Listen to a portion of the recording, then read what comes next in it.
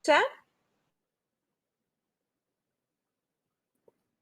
Hola, Amaranta dice que no te escucha. Estoy con ella en el WhatsApp y no puede escuchar. Vale. Pilar, si no le importa, puede mandarme un mensajito por aquí, por el chat privado y mandarme el número de contacto de Amaranta por WhatsApp y yo me pongo en contacto con ella, por favor. Ok, ok. Gracias mil.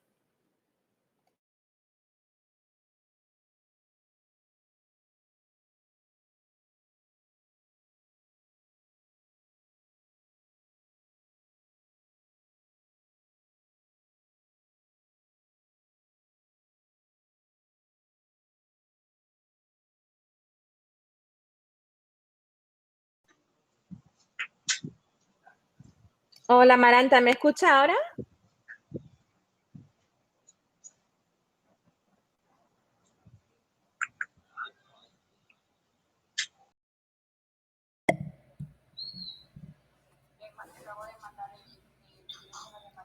Emma, I just sent you Amaranta's phone number. Oh, thank you. Thank you for that.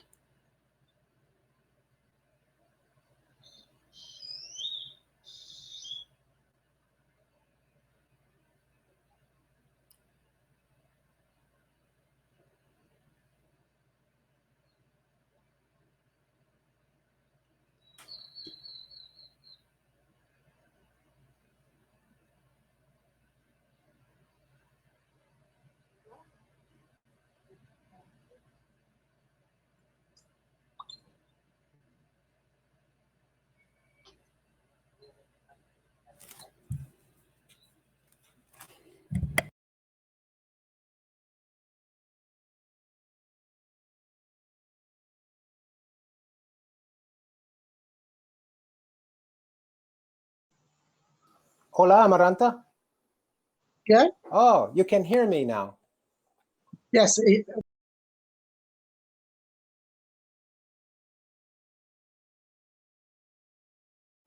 Hola, Amaranta, ¿me escucha ahora?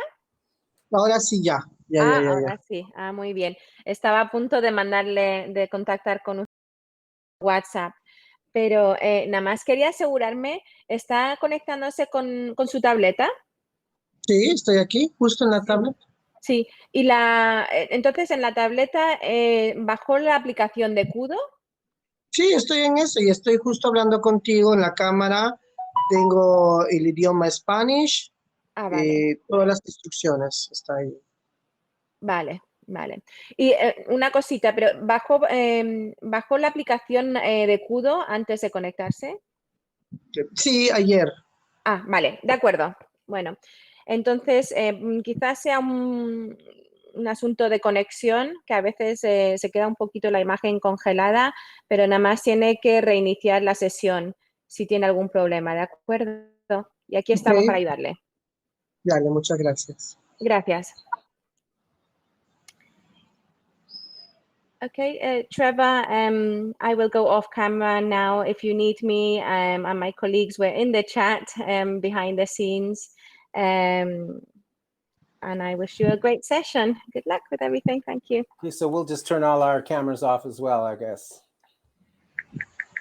Okay, I'm turning mine off too, but I'm here, you guys. Let me know if you need anything through the chat or Facebook or WhatsApp, anything.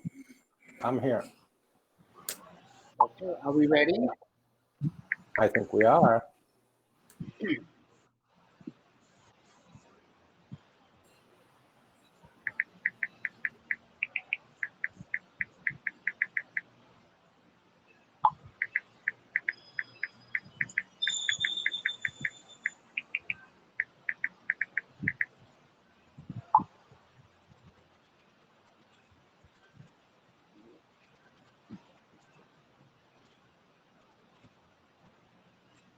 Dile que me dé 100 pesos, Andrés.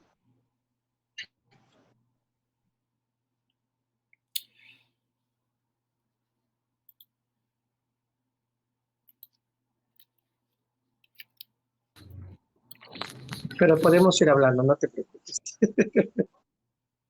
Para que no te sientas sola. Bien.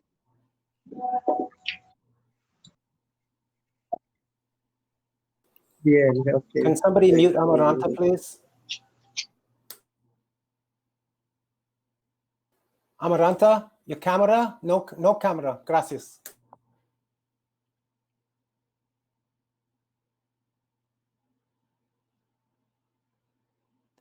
Interpreters are ready.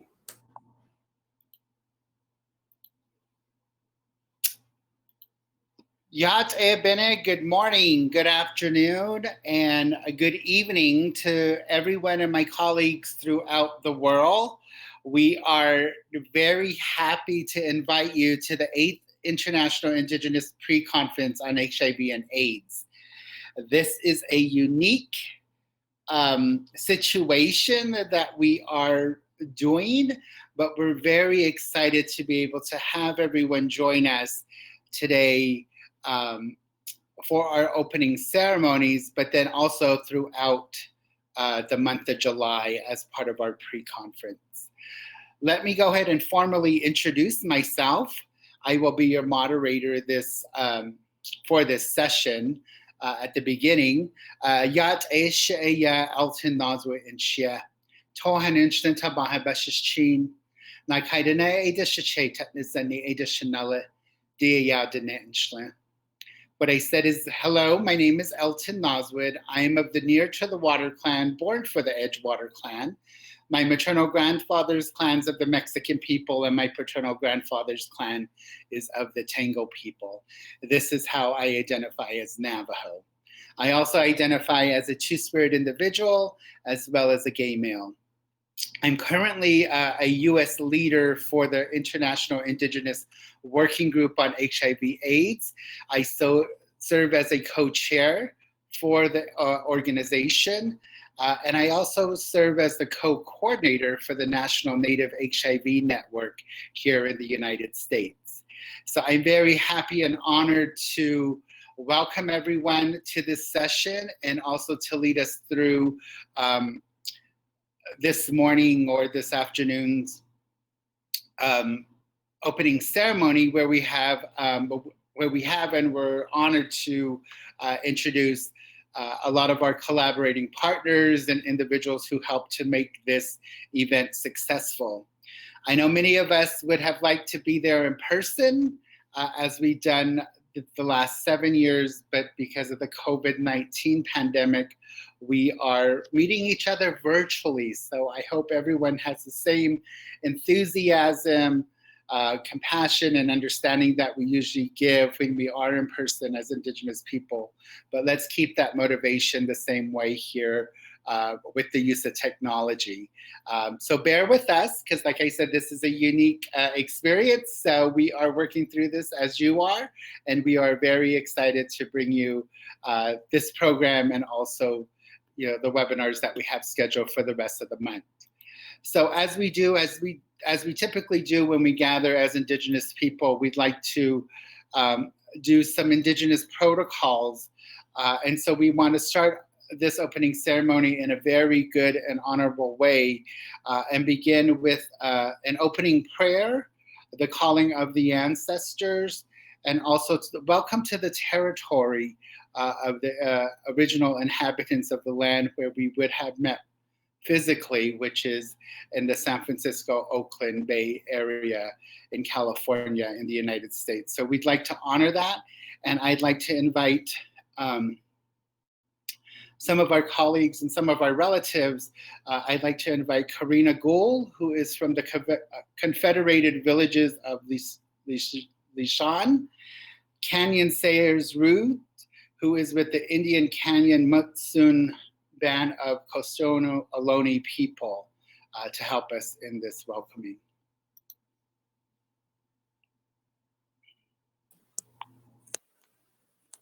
Tuhi Ka'atla Shanka Ka'atra Karina. Good day, relatives. I'm thankful for being here today. I want to thank the wonderful organizers who put this together in this time of COVID, a time when we are asked by our Mother Earth to sit down and to listen to some of the lessons that we need to learn at this time. It's amazing to be able to see each other from all across the world at this time during this virtual conferencing. And so I'm very thankful for the organizers of the conference that actually persevered and brought us all together, even though we were in this particular time. I wanted to give a little history of where we're at today. Today, I am sitting in the traditional territory of my ancestors. I'm situated in Hu Chin, and Hu Chin is a territory that encompasses 6 Bay Area cities on the East Bay side. And so it's in Oakland, Berkeley, Albany, Piedmont, Emeryville, and Alameda.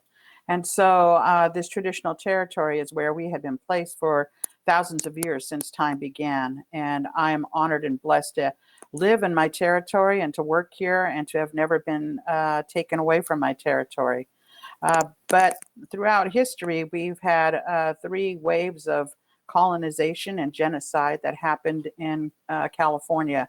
It's a very particular kind of history that has not happened in other parts of what we now call the United States. And we're currently dealing with living in urban areas for the most part. And so a long time ago, there would have been different ways that we saw each other in territories, and it would have been our responsibility to take care of our guests in different kinds of ways. And I think about my ancestors a few hundred years ago and how that might have taken place. And imagine coming to the edge of a territory and putting up a smoke fire and waiting to be invited in. And so right now, our hosts have done that for us. They've lit that smoke fire and they are waiting for us to be welcomed in. And as we send a runner to come and greet you, we bring you back to our villages. And at the villages, you would be gifted with gifts and food and song and dancing and maybe some gambling, right? Some gambling. And then we would ask you what your purpose was to be in our territory. Why are you here today? And you may be coming to visit relatives or to gather medicine or to get to the other side. But know that you would be taken care of and all of your needs would be taken care of at that time. And so as a host of the traditional territory of Lishan, I welcome you to our territory in this virtual kind of way. The East Bay has been our territory since the beginning of time, and we've been working to preserve and protect our shell mounds here. Our shell mounds are the cemeteries and village sites and ceremonial places of our ancestors that have been desecrated by development since contact. And for us, the importance of protecting these sacred sites is also means that we continue to exist. With the taking of our sacred places has meant that we have been erased from our the imaginary minds of people that now live in our territories.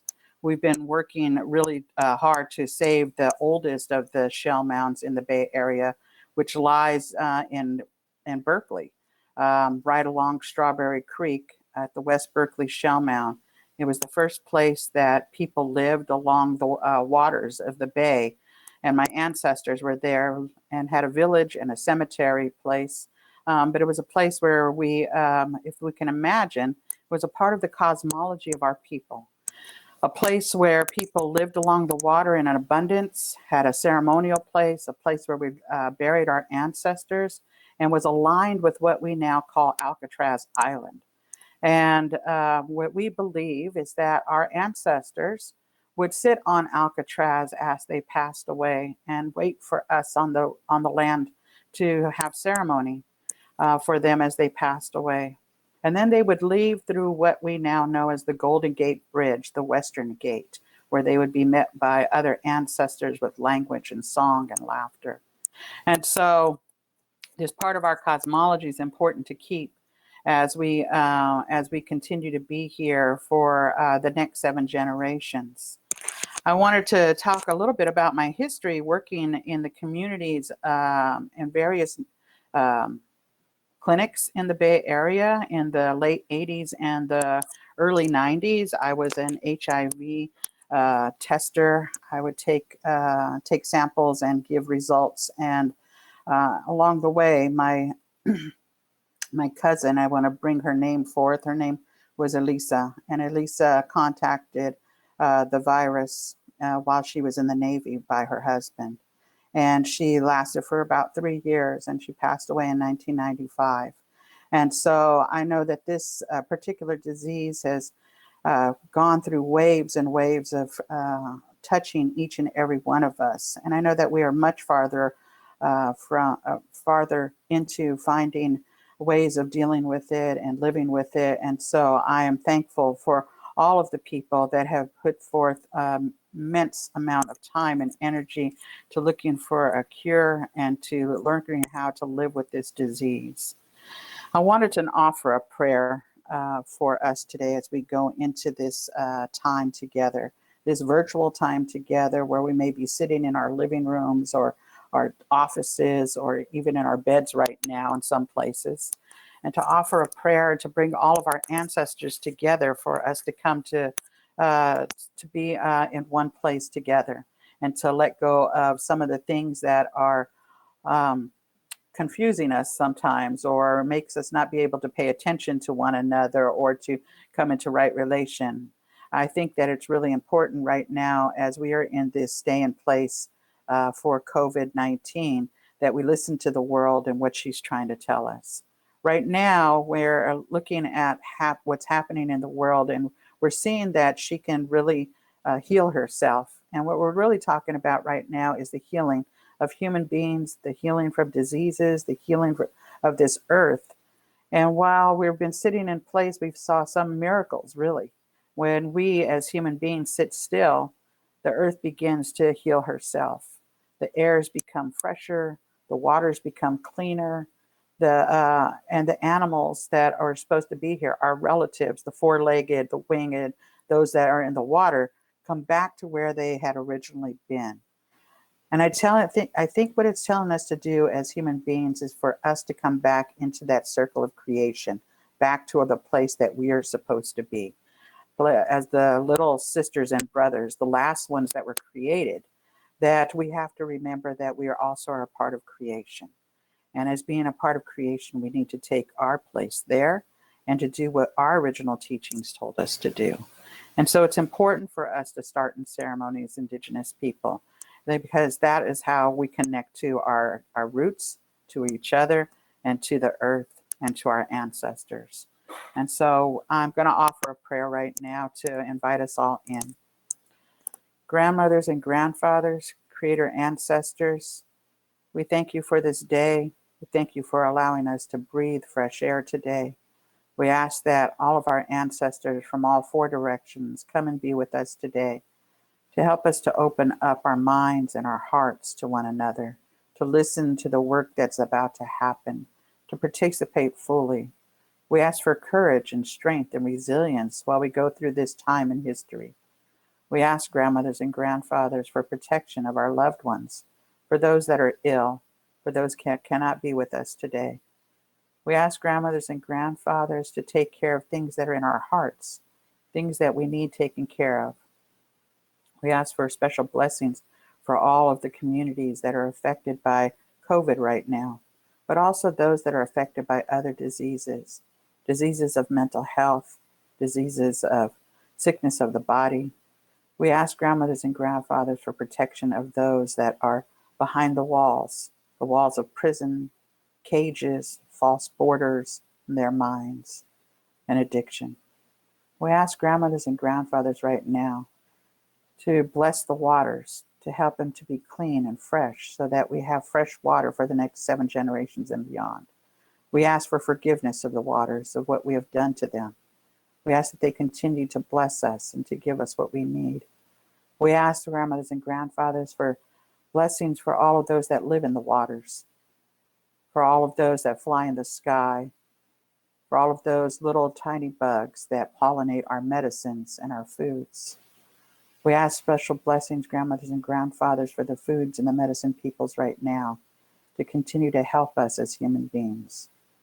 We ask for special blessings for the four-legged, that they continue to be here and to teach us and to learn, help us to learn. We ask grandmothers and grandfathers to take care of the elderly, that we continue to have them here with us to learn the lessons that we are supposed to learn. The wisdom keepers, the medicine people, both Eastern, Western, and traditional. We ask grandmothers and grandfathers to protect those that are standing on the front lines against fascisms and all isms right now. We ask that we come together in one mind right now, grandmothers and grandfathers, that we take care of one another, that we learn how to be human again. We ask grandmothers and grandfathers for the protection of all of those that are taking part in the works of taking down the fascism that's going on around the world. We go right now, grandmothers and grandfathers, to take care of our minds and our children. We ask during this time of COVID, when they're sitting with their parents, that their parents are learning to reconnect with the children. We're asking that songs come back, that ceremonies come back to our lands. We ask that language is spoken again in all of our lands. We ask grandmothers and grandfathers for special blessings for the little ones, the new spirits that are coming into the world, that we help to create a better place for them to be for the next 7 generations. We ask grandmothers and grandfathers for special blessings of those that are here today, those that are here virtually, for protection of all of their families and all of their needs, to go into each one of our hearts, to take care of whatever it is that we're needing, and to watch over us and protect us, and as we go forward to create a better world. Oh. Thank you so much. Tomsanak Kanis. Thank you, Karina. Mishmin Tuhis, Conrakat Canyon, Coyote Woman, Sarah's Roots. Today I am in Tamian Ohlone territory. I am a California Indigenous Mutsun Two-Spirit individual from Indian Canyon, the only federally recognized Indian country between Sonoma and Santa Barbara along central coastal California. I am daughter of Anne Marie Sayers, tribal chair and elder of Indian Canyon Nation. The Bay Area is my home. As this gathering is and would have transpired physically in San Francisco, I'm invited in many spaces to open and welcome as a Southern Ohlone, speaking as an individual with ancestry from the Bay, which is Ohlone territory, or depending on what area you go to. And so if we were in San Francisco right now, in person, I want to invite you to say these words with me. I'd like for the opportunity to hear the words. I'm going to imagine them right now. Hear the words of the first names and the languages of the land.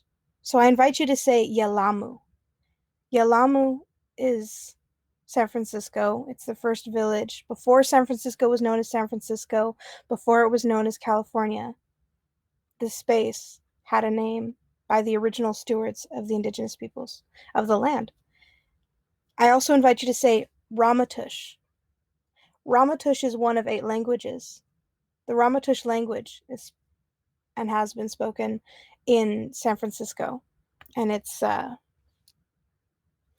challenging time when we think about how drastically we are impacted by legislation and decisions when it comes to the waves of colonization against indigenous peoples, not only here, but around the world. The rules and practices of settlers and colonizers is sometimes absent-minded, yet indigenous peoples get labeled as primitive, yet the primitive decisions happen to be those of the colonizers and settlers who make haphazard decisions. So as I have invited you to say these words with me, I want to remind everyone that wherever we go, we are visitors. We are guests. We may be stewards of different spaces that possibly are our ancestors. However, how are we in community, not only with other people, but the environment? And how are we accountable to our decisions for the next 7 generations? When we honor truth in history, when we honor our ancestors, we can recognize our indigeneity from around the world. And then, as we respect Indigenous protocol, we can become familiar with the native peoples of the land that we are currently habitating on, or traveling through, or working in. And when we start to be conscious and possibly strategize ways to be in community, with recognizing the truth and history about the peoples, the communities, and the history of that land, it's one step closer where we can decolonize and re-indigenize our way of life. My mother and my grandmother believe that when song, ceremony, and dancing stops, so does the earth. I too believe that. And I would like to offer a song. I want to offer this grandmother song to honor our grandmothers. This song came to me differently than it was taught. So out of respect of my mentor, I want to voice that. This song is Canyon's song that is meant to be shared in both intertribal and intercommunal spaces. And it is okay to record. That is one serious thing that needs to be considered when culture sharing, is the assumption that recordings can happen if Native peoples gather. It's really important to ask permission. And so I'd like to offer this grandmother song to honor our grandmothers, their grandmothers, and in all Mother Earth. For without them and without her, we would not be here. We share this time and space together for a reason. So it's with that humility, that gratitude, that present-mindedness that I offer this song in this space here today. And this is the first, I'm going to sing this with praises to my grandmother, that today is a beautiful birthday. Today is my 31st year in this world. And so hopefully my voice is okay today. I'm going to use my regalia, because Native peoples do not wear costumes, as part of an instrument, so I can rattle it. All right. This is Kenyon's grandmother's song. Moi moi o kawana,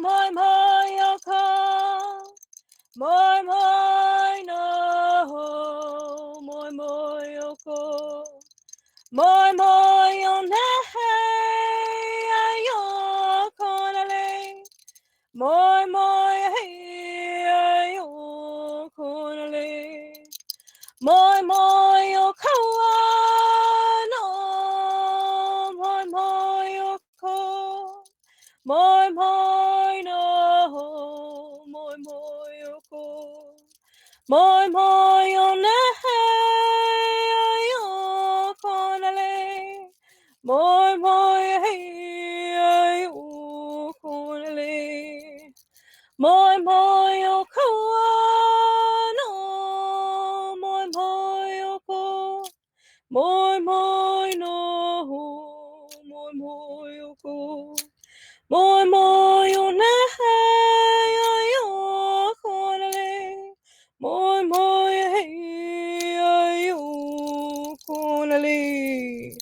Oh, oh, oh. And I invite you all to say, oh. No son. In breath, so it is in spirit. In my community, there's times that we say, oh, and I just share that it helps send the message out, send the prayer out.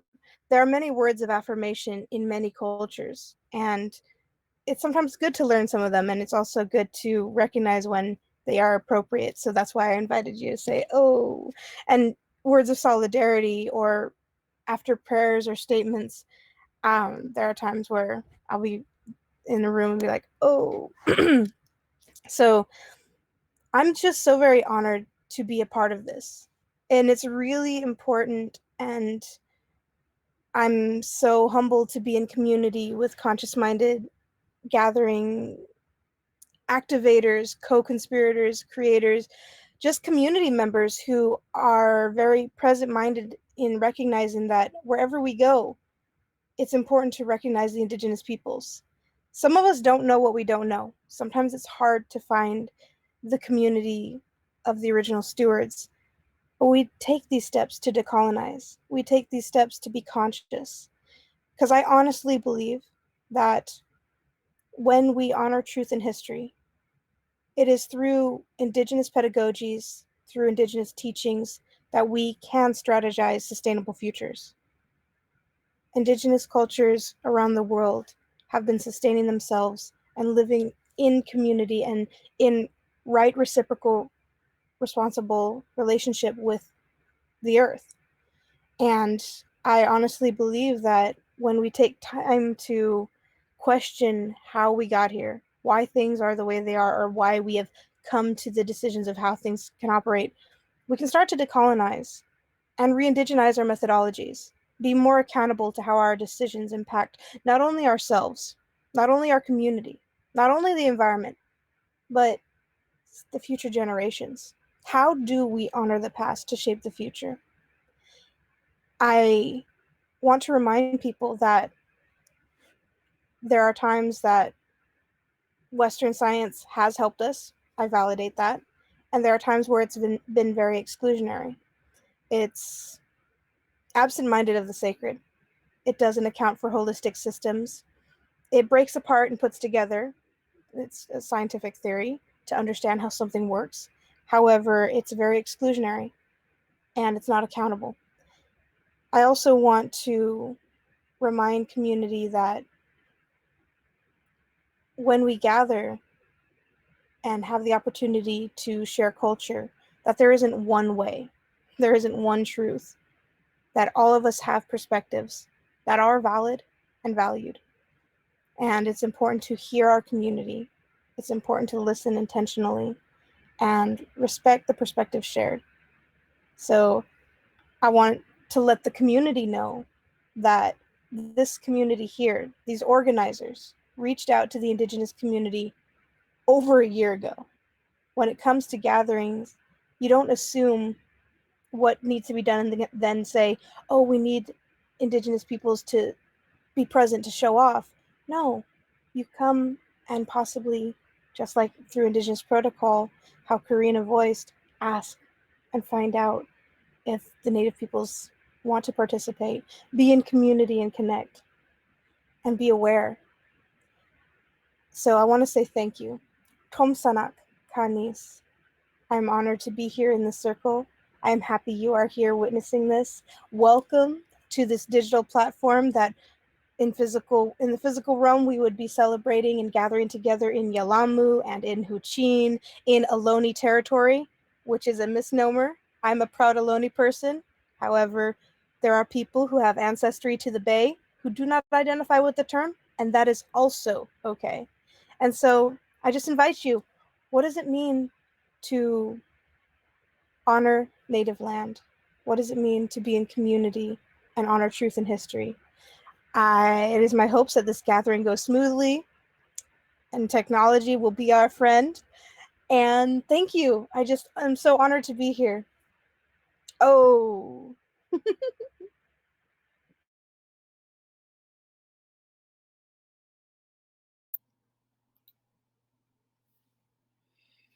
Thank you very much, my relatives, Canyon and Karine. Such a beautiful and powerful acknowledgement and welcome to us from you all as our relatives in the indigenous land of the Ohlone indigenous people in the Bay Area. I also want to say a special Bahajo Nidishche to Canyon. That is Navajo for happy birthday. So honored you were able to spend this special day with us. So thank you. And I know, your ancestors and your grandparents would be very proud. So yeah. So thank you for that wonderful blessing and opening and song. We do that as Indigenous people, which really kind of helps to set the tone of our gatherings, even though we are virtual.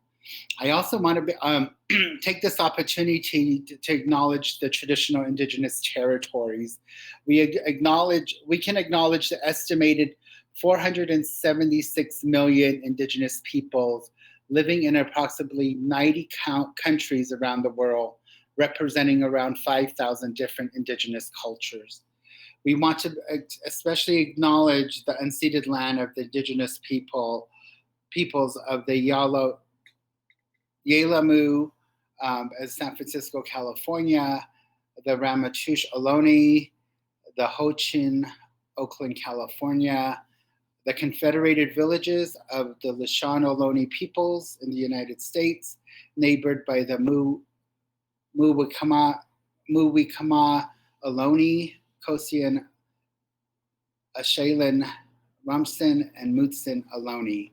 So I'm not sure if I pronounced them all correctly, but to our relatives who would be hosting us, we acknowledge you and acknowledge the Indigenous lands that we are on. Before we go on with the program, just a couple of announcements.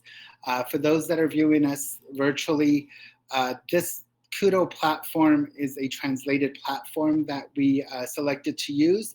So on the left bottom corner, you can select the language in which is appropriate for you, and you can hear, and our translators will be able to provide that for you.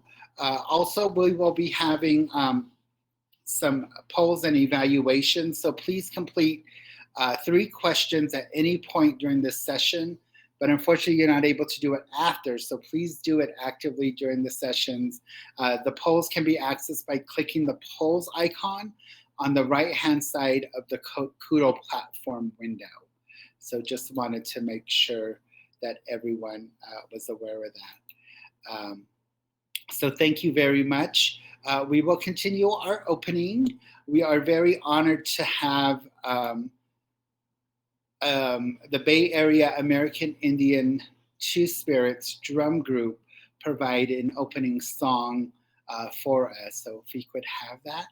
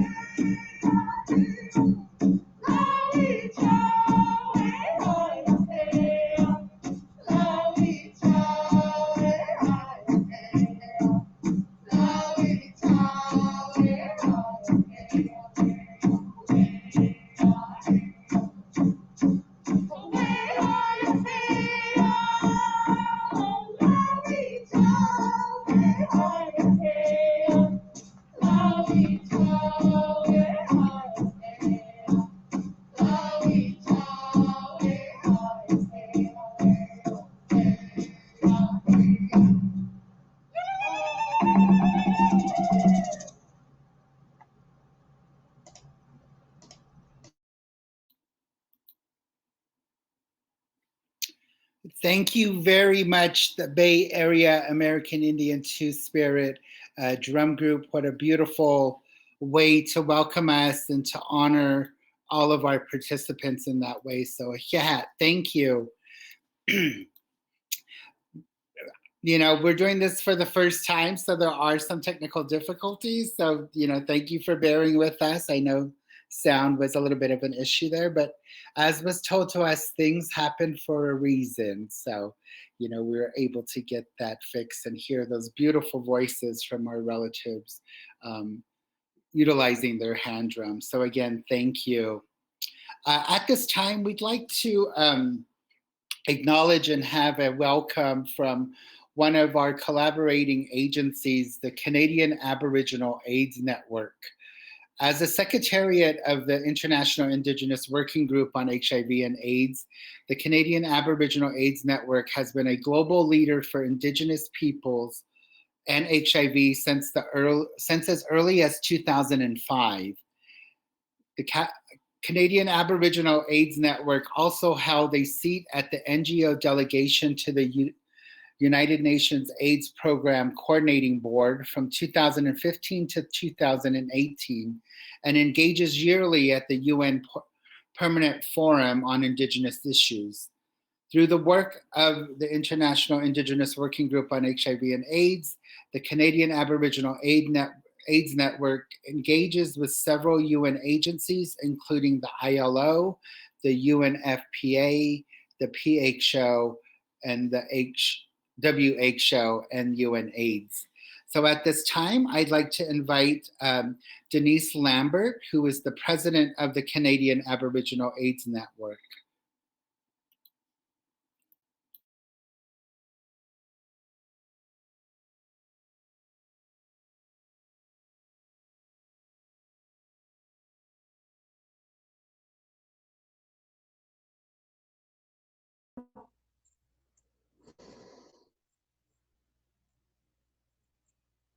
I'm working between two different,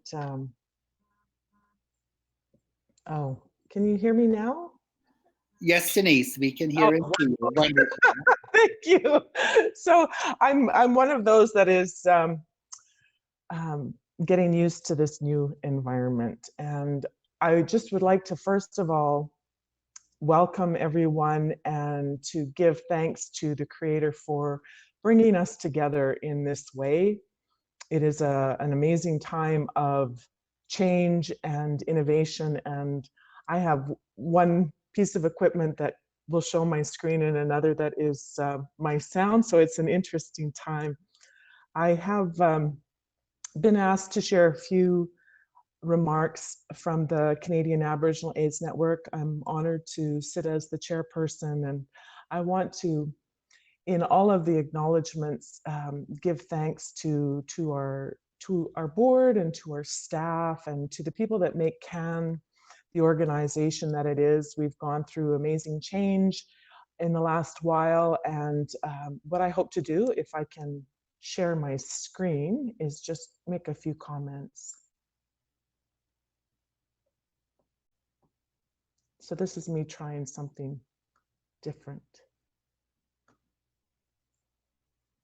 So I'm hoping that you can just see that particular title. So this is our pre-conference. We had an amazing planning committee for the pre-conference, and there were a number of individuals that came together on the phone and through go-to meetings in this time, and created this opportunity for us to share again our stories of experience and resiliency. And I just love the Wiser 2020 title. It really has enacted innovation for us. And so when we put together our program with all of the help of our committee again and staff, it was important to set the stage for how we have been able to go through very drastic traumatic experience of colonization globally, and how we are able to withstand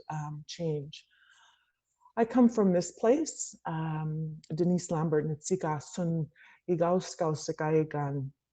So this is Sandy Beach, and this is the view from my mother's, the top of her home. where she lives, where my ancestors have lived for a long time. And I sometimes in this space get caught up with wanting to say too much too fast, but I want to acknowledge the place that I stand. And I want to give thanks to Corina for her amazing prayer and welcome, and to Canyon for the song, and also to the Two-Spirit drum group. It really brought joy to me because I know that song too, and I was able to sing that song, and that's part of the way that we can share along song lines through all of our spaces and places. So in this time, just to again acknowledge all of our board and our staff, our members, our partners, of course, our funders, and all of you for being online. We have quite a, I would say, a new agenda to follow in this virtual space, and it is important that we are able to learn as we go. I wanted to reflect on the history of the international Indigenous HIV movement, and I want to acknowledge the people of Aotearoa, who were some of the first organizers that brought Indigenous people together. So this is just, I'm a historian and an archivist, so this is the front page of that program that was held in 1992. Prior to that, there was some connection. I know I attended the International AIDS Conference in Montreal in, I believe it was 1989, as a youth, I might add. And there it was really difficult to find Indigenous people that were participating and least of all presenting. I believe in all of the search that I did at that huge gathering, and it was a kind of a shock for me as a first-time young person to be at a conference. I'm sure there was over 10,000 people, to have perhaps 3 or 4 speakers speaking on Aboriginal or Indigenous issues at that time for 15 minutes is quite a change to where we are today, to the level of engagement that we have at the international, national, and our local levels. In remembering some of our history, and most of you are familiar to see Laverne. We love her. I've asked for prayers, you know, to have her to be with us, to bring her back. And for all of those that have gone on before, I want to acknowledge the strength and the teachings that still exist today. And for most of us involved in the International Indigenous Working Group on HIV and AIDS, and all of the different places that we've been to globally, we come back to those times when we can remember LV saying things that were perhaps abrupt and a little bit hard to take at times, but they form part of our foundation of resisting what might be considered the status quo. So just a hello there to Laverne. We love you and you're here in spirit with us. Each of us comes from a different place. This is one of our models, and it's so important in these times to look at the past, present, and future, and to bring in some of the values that we have around respect and love and sharing. It's so pertinent at this time during COVID as well to enact those values that bring life. In this time, I want to acknowledge the spaces that you all come from and the places that are significant to you, where your ancestors are from, that we have places and stories that bring us strength and are part of our resilience as well. And some of these are seen and unseen. And again, to acknowledge all of our cultural mentors, the people that we have had supporting us, our families, our friends, and all of those that have good intentions for what we are calling in this pre-conference our vision for Indigenous health. And there's my screen ending. So I guess it's back to, back to this piece around where do we go from here? As Indigenous peoples, we've had to go through a lot of different changes, even within the international HIV and AIDS movement. There have been many mainstream activities that have asked us to engage in ways that perhaps we didn't know how to. And so as the the person just making a few comments. I really want to encourage you to bring forward those ways from your places, from your lands, from your traditional teachings, from a place of love and relationship to make a difference in how we go forward. There are so many approaches that overshadow some of our very significant ways. I look out on our land today and I know that I'm going to be able to go out and find the medicines that my mother and my grandmother and my great-grandmothers were able to gather at this time. And that's not so for many of us. And so as we go forward in this movement, I think it's really critical that we bring forward those strengths.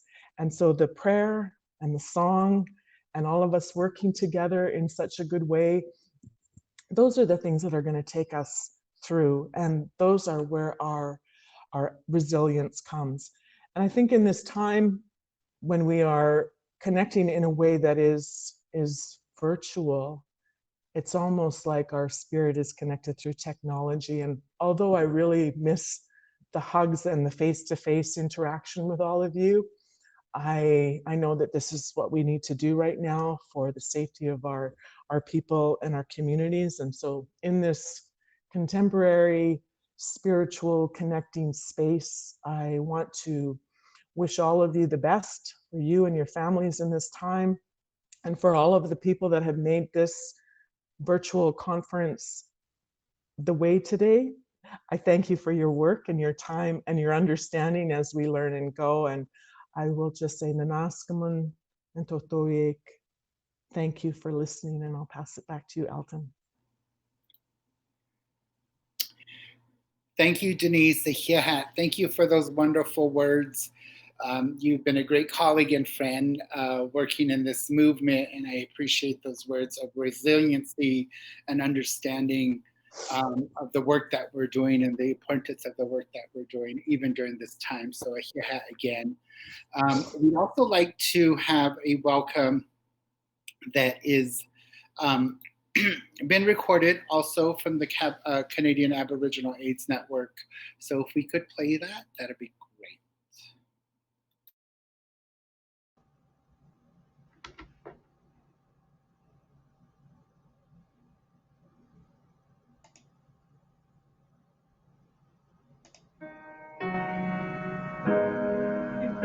Tansei, today I bring greetings from the Canadian Aboriginal AIDS Network, virtually welcoming the many Indigenous people and allies from around the world to Turtle Island, the land of many distinct Indigenous nations along with their ancestors.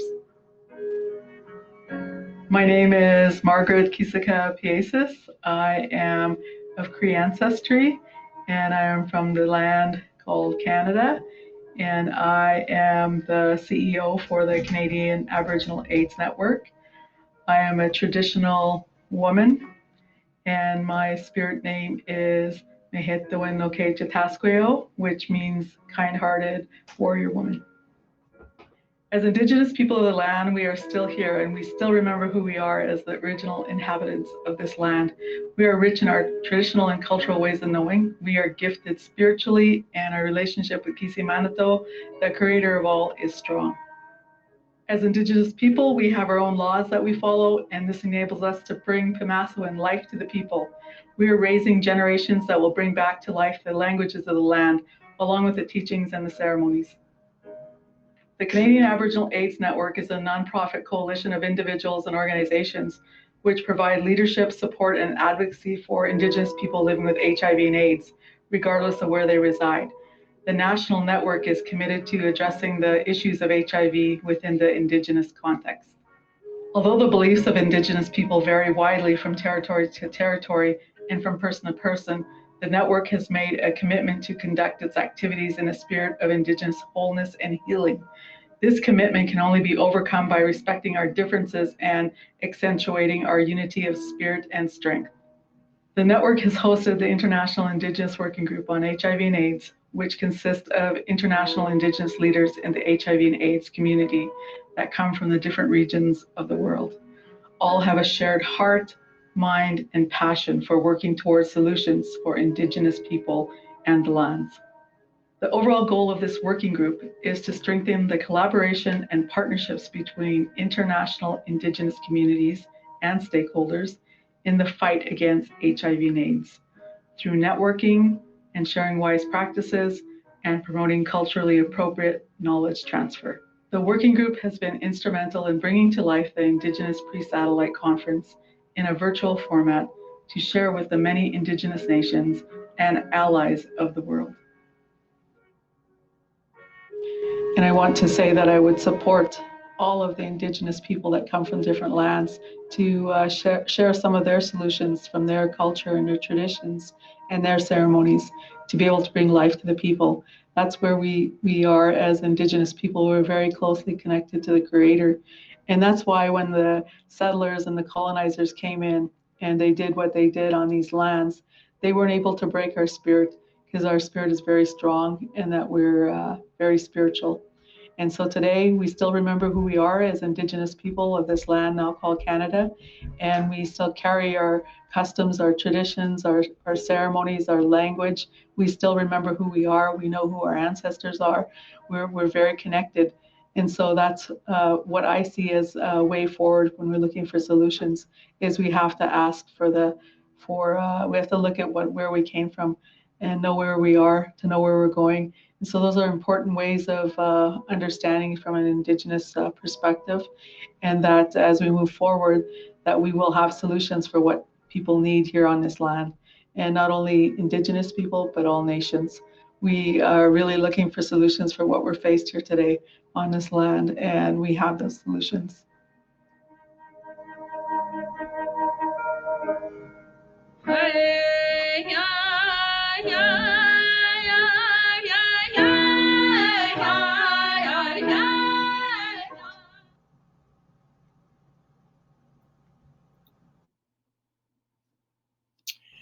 Thank you very much for that wonderful, beautiful video presentation. You know, I think we kind of share the same fashion as well, so I appreciate that, which is beautiful. But we want to thank our partners, and we want to thank Margaret Kisaka Payasis and Denise Lambert from the Canadian Aboriginal AIDS Network for providing the welcome, but also to supporting the continued advocacy of the International Indigenous Working Group on HIV and AIDS, but also just to continue to, provide the resources that we have to advocate at an international level. So we really appreciate the support and collaboration that we've received from the Canadian Aboriginal AIDS Network. So at this time, we're going to lighten up a little bit and have a couple of performances, and I'm really happy to introduce someone that I've met recently that goes by the name of Prepahontas. Prepahontas captivates audiences with her unique blend of Native American Sign Language, urban voguing, and tradition. Prepahontas drives home HIV/AIDS awareness and prevention in a way that is not only effective, but is personal. So I'd like to introduce Prepahontas, AKA Sheldon Raymore, with a wonderful performance that we are going to be entertained by.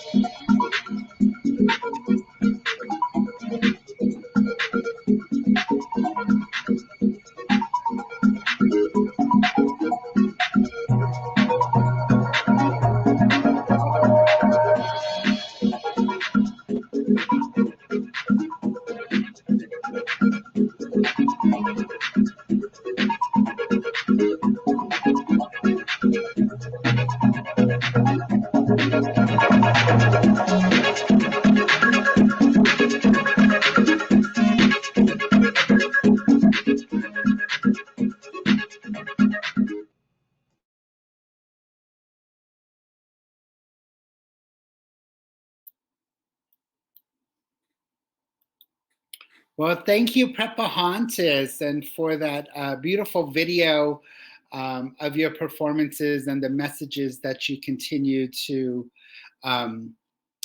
provide to our community. And I believe we have another video, so let's go ahead and key that up as well.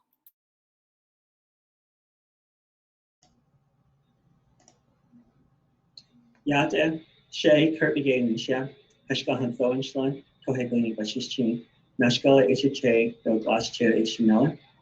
Hello, my name is Kurt Begay, and I am of the Yucca Fruit Strung Out on a Line clan, born for the Water Flow Together clan.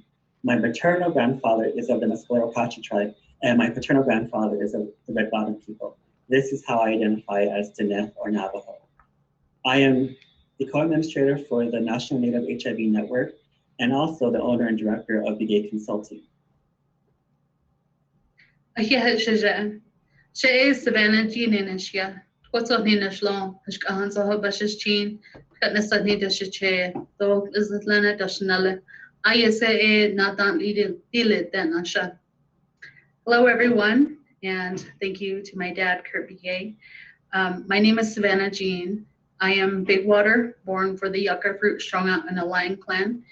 My maternal grandparents are Tingle people, and my paternal grandparents are the Mini Goats people. I'm originally from Burnt Corn, Arizona. This is how I identify as a Navajo woman and also honor my relationship that I have with Kurt, my dad. I work for the Albuquerque Area Indian Health Board as the STD HIV/AIDS Prevention Program Director, and I am an administrator of the National Native HIV Network. We come to you from the ancestral homelands of the Diné, Apache, Pueblo, and Ute people of the Southwest United States. On behalf of the National Native HIV Network, we welcome you to the International Indigenous Pre-Conference for HIV and AIDS, which leads into the 2020 International AIDS Conference. The National Native HIV Network was created in 2017 as a community-led response to increase and organize a national voice and presence in the HIV movement from the American Indian, Alaska Native, and Native Hawaiian communities. With support from the Indian Health Service and the Health and Human Services Office of the Secretary's Minority HIV/AIDS Fund, the Albuquerque Area Indian Health Board coordinates a wide array of key stakeholders from the 12 IHS areas to form the National Native HIV Network. The network provides input and guidance to assist the Indian Health Services and other agencies in efforts to reach high-risk American Indian Alaska Native populations with HIV testing, prevention, and treatment. The network builds group capacity and provides assistance to support extensive community engagement strategies, dissemination of information at regional and national levels, and supports professional and leadership development to sustain these efforts. The following video documents our formation and early activities that would become the National Native HIV Network.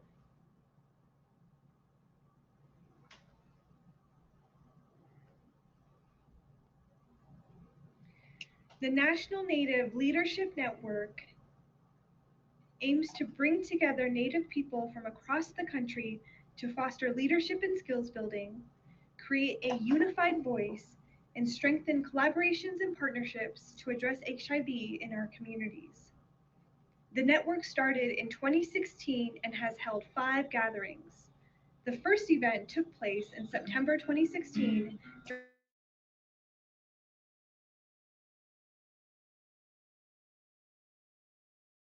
focused on the question, what steps could we take to ensure successful implementation of a national Native network? The steps that participants brainstormed highlighted areas that focused on the history, the community, and sustainability. The next event took place in April at the 2017 Circle of Harmony HIV/AIDS Wellness Conference in Albuquerque, New Mexico. This session continued to develop on these areas through a focused conversation with attendees.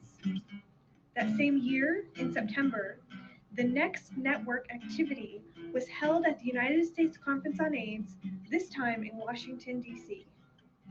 This session was focused on action planning where attendees envisioned what success for the network would look like. We discussed strengths, benefits, weaknesses, and dangers, as well as group commitments. Key actions were collected by answering the question, what are specific activities we need to take to move forward our intent to create the National Native Leadership Network? Next, a 2-day session was held in July 2018 in Albuquerque, New Mexico, that brought together 31 participants from tribes and agencies in Arizona, California, Maryland, Minnesota, New Mexico, Nevada, and Oregon. During this skills building and strategic planning session, participants answered the question, what are the trends, paradigms, and approaches in the field of leadership? Then, a consensus workshop was held to discuss what are effective ways we can support leadership development within our group. Finally, the network held a session in September 2018, again at the United States Conference on AIDS in Orlando, Florida, that invited participants to discuss barriers to developing the network. The network was developed as a collaboration between the Albuquerque Area Indian Health Board, the Office of Minority Health Resource Center, JSI Research and Training Institute, and Indian Health Services. But as we continue to strengthen our network, we welcome other organizations, agencies, and community members to get involved. And we look forward to your participation and support.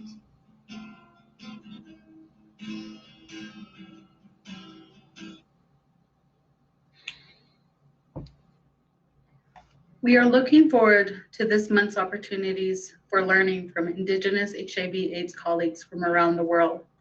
The conference theme, Weaving Indigenous Stories of Experience and Resilience, our vision for Indigenous health, has been paramount to our story as a National Native HIV Network.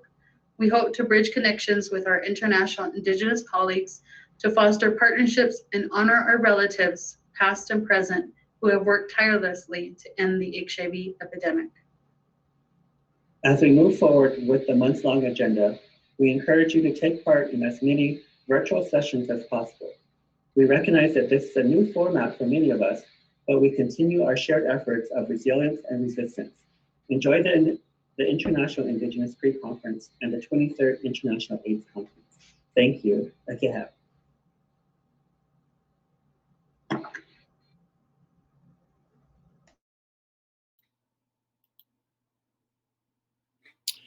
Well, Kurt Begay and Savannah Jean made a guest appearance.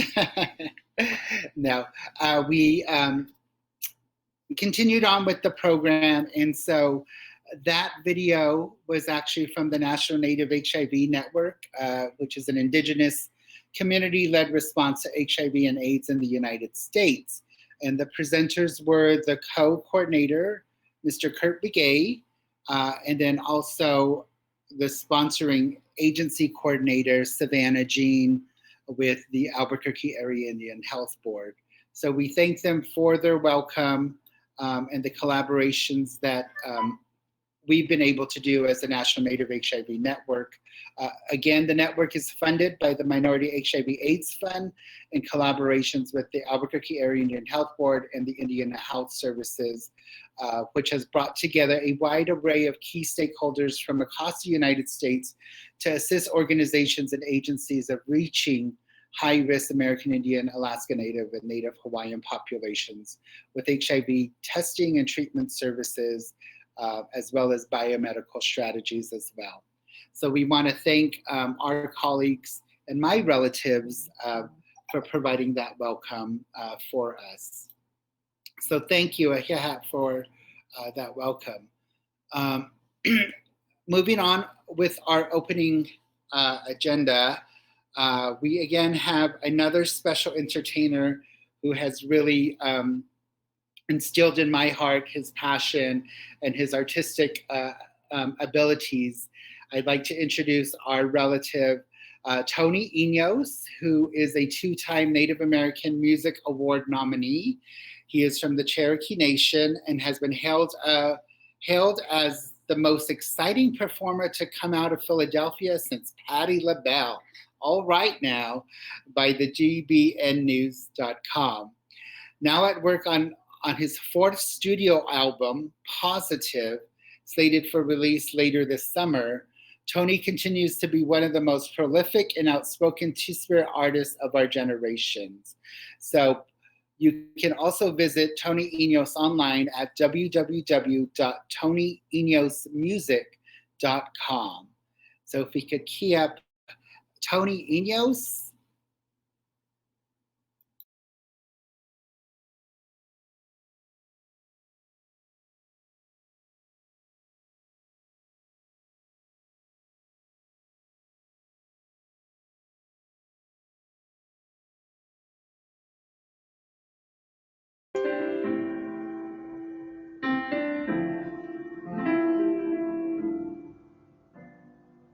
Artists are the true healers.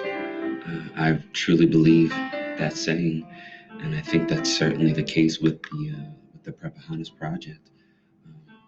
When you look back through the HIV movement and you see different videos and photos of who's marching and who isn't marching, and even what was covered by the media, the Native voice and the Native narrative is definitely left out a lot of times.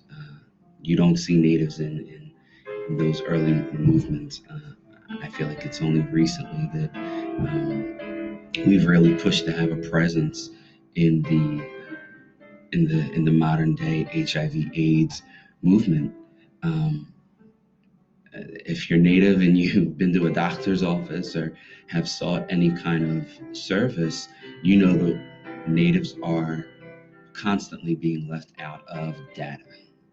We never have enough data, and I think it's systematic oppression also, as a way to say, oh well, there aren't enough Natives to put money towards funding their project or taking care of them in whatever the overarching cause is. And what the Prepahanas TB project did, what Sheldon Raymore, the creator of the project, really did was indigenize prevention. He came up with an indigenous solution to really this modern issue. We've heard, different attitudes from different nations and different parts of the country, how they feel about HIV, how they feel about prevention, and prevention even being practiced on their land, on their territory. So it's been difficult sometimes to really use colonial modalities of prevention and treatment in Indigenous and Native nations. And Prepahanas was really a brilliant way to indigenize HIV prevention and to create an indigenous HIV intervention. It was so interesting to work on the winner counts for the Prepahanas TB project, create those and be in the same room with other community members as we were making the winter counts. Just kind of very naturally, people began to ask, what does this mean? Or what was the shameful winter? People just began to ask questions and began really natural conversations with each other about HIV, about prevention, about PrEP. We talked about it as it relates to our community, as it has related to our community, people who are openly positive in our community, people who unfortunately have crossed over, due to HIV in our community.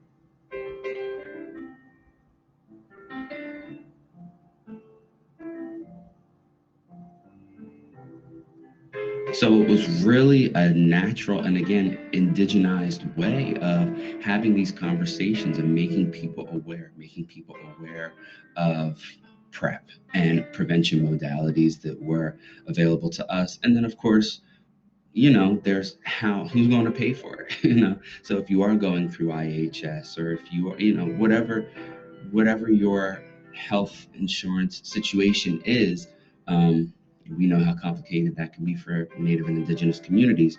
But to have that be a part of the conversation also, it was brilliant. And Sheldon Raymore is really responsible for dropping the pebble in the water and having those pebbles ripple out. As an HIV positive person myself, to see Sheldon sort of tackle it and go in where there was so much stigma, there was so much shaming, there was, all these negative feelings and emotions around HIV and then even prevention, where people would call people on prep whores and this type of thing, just a negative connotation on it. And Sheldon really went in head first, and that was one of the main things he wanted to tackle, because he knew that a lot of those misconceptions or those attitudes were the result of colonial thinking. So decolonizing our brains as we begin to look at Native and Indigenous ways of HIV prevention and treatment, Sheldon was really at the forefront of that with Prepahanas, and to bring prevention to people through art and through music. When Prepahanas released Take the Pill, who was running around singing about taking a pill to prevent HIV? It was really a brilliant idea. And to hear people say, I had never heard of PrEP before Prepahanas, that's amazing. That's wonderful. And it says that, he was onto something, that Prepahanas is onto something. So I do truly, truly believe that where words fail, music speaks. And congratulations to Sheldon for really being a leader in the movement, and leading by example. And even as he's gone on to be the director of the HEN project, the Healthy Elders Network project for the American Indian Community House, he's taken that same spirit, into that project of really, what do we need? What does our community need? What do our elders need as Native American First Nation Indigenous elders to age positively, to age in a healthy way, and thrive with HIV in these years, in these elder years. So Sheldon always has his ear to the ground, listening for what people need and not dictating back to people what people need, as we've seen so often with a lot of community level interventions that it's one intervention, it's supposed to be cookie cutter manufactured, and work for all people. And we know that that's not the case in Native and Indigenous communities. We definitely know that we do things our way, according to our traditions and our traditional knowledge and ways. And Sheldon is so intuitive with creating those interventions for our people. Specifically, these are Native, Indigenous HIV prevention and HIV treatment interventions.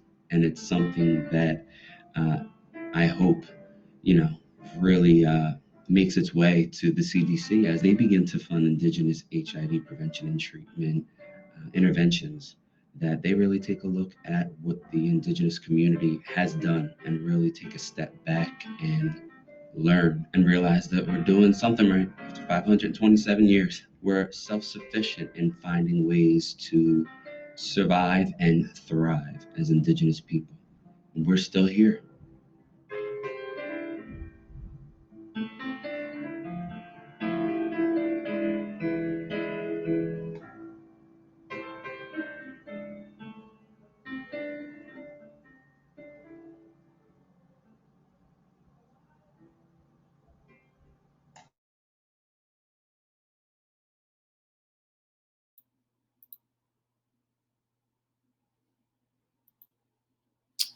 Wow, what a beautiful tribute and surprise.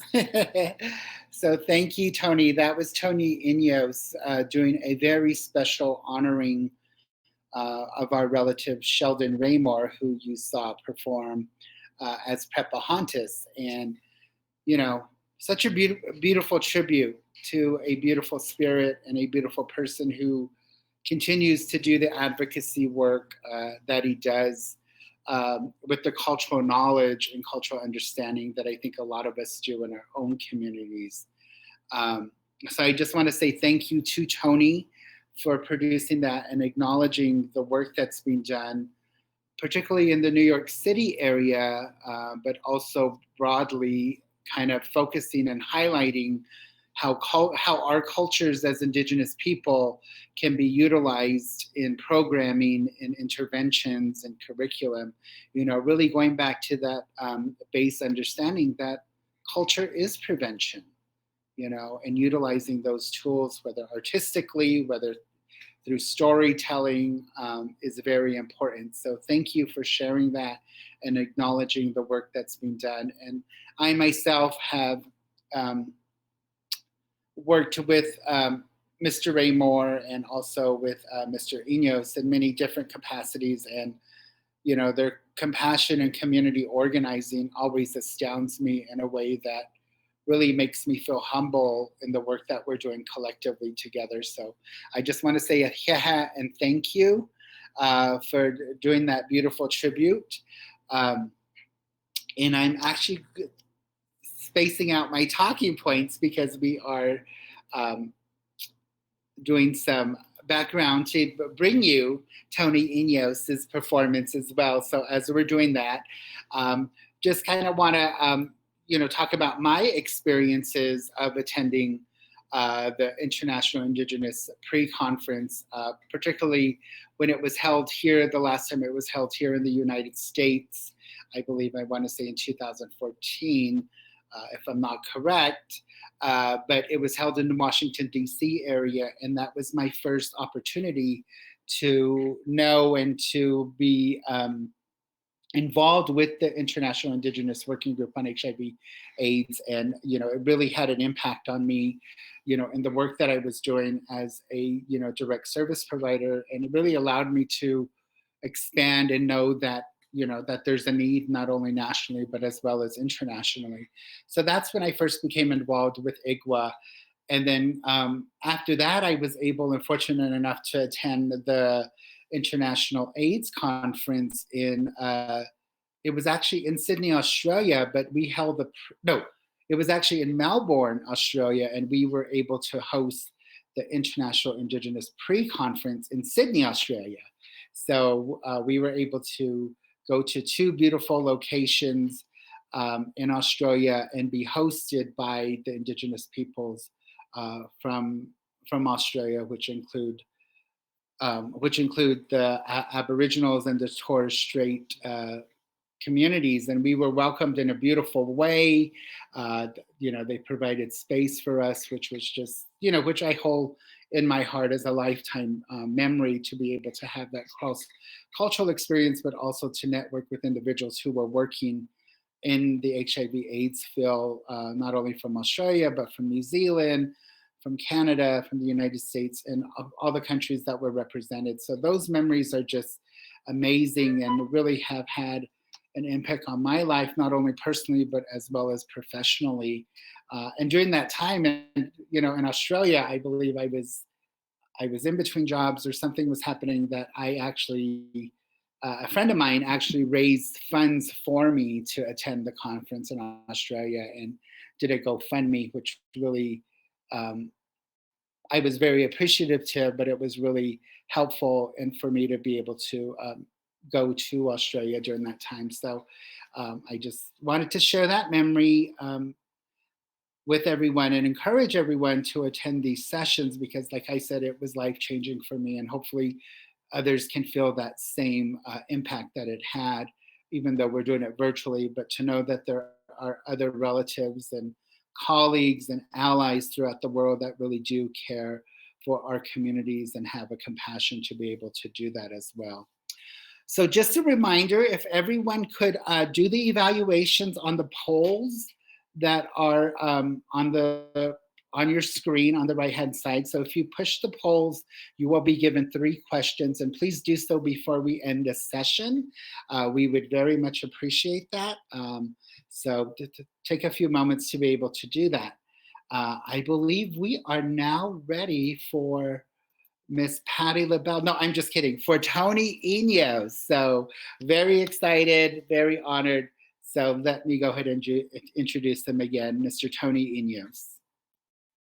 Yo, Tony Enos. Greetings, my name is Tony Enos. Many blessings from the Achota Cherokee tribe. It's an honor and a blessing to be here with you today. A big special shout out to everyone who's made today happen and made today possible. And especially a big thank you goes out to Trevor Stratton and everyone who worked so hard with the International Indigenous Working Group on HIV and AIDS. My name is Tony Enos. I am a singer-songwriter, producer, celebrating just over 10 years in the music business and music industry. This song I'd like to do for you today is from my upcoming album entitled Positive. And what's really exciting about this record is that I get to, after 14 years, finally come out of the closet as a person living with HIV. And really the catalyst for that was my attending the United States conference on AIDS last August in Washington, D.C. So much has happened since then. We're in such a particular and special moment. The spirit of protest is in the air. The spirit of resistance and resilience and revolution is in the air. And I think that's what today and this song encompasses. So this is This Close to Freedom, and I hope you like it. Everybody knows the writing's on the wall. Won't be much longer till those walls come down. Everyone's so tired, spirits all but broken, but through the smoke I can see home from here. In a lifetime, we've seen a lot of pain, but I can feel love coming up on the sun of a brand new day. So don't give up, you can't give up now. I've been with this close to freedom. Don't give up, you can't give up now. I've been with this close to freedom.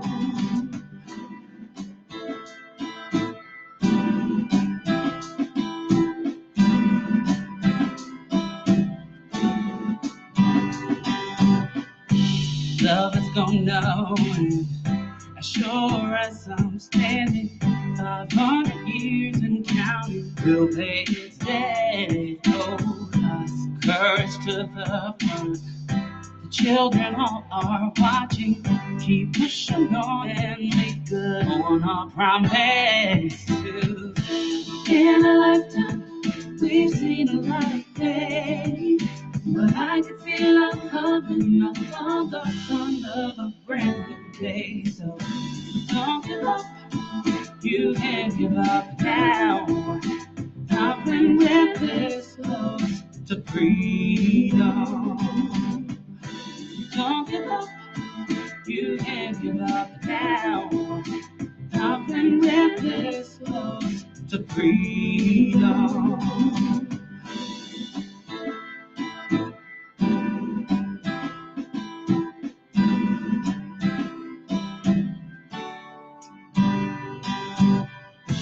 In a lifetime, we've seen a lot of pain, but I can feel love coming up on the sun of a brand new day. So don't give up, you can't give up now.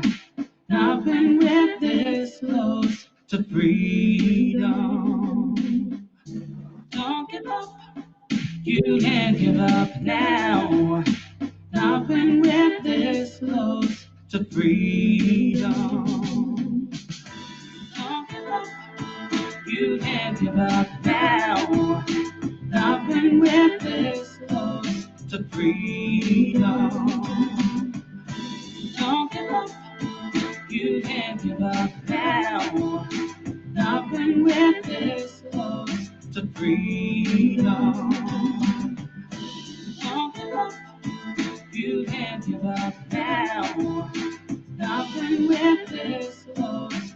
freedom. Don't give up, you can't give up now. Nothing with this close to freedom. Don't give up, you can't give up now. Nothing with this close to freedom. Don't give up, you can't give up now. Nothing with this close to freedom.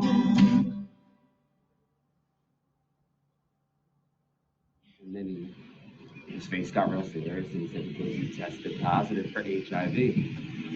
And everything else just kind of went underwater at that bit. He said a lot of things after and he was very nice, but I don't remember anything else. I just remember leaving just heartbroken with my heart in my hands, and that was the single biggest heartbreak of my life, that moment. And I think it took me a long time I think I lived to die at that point.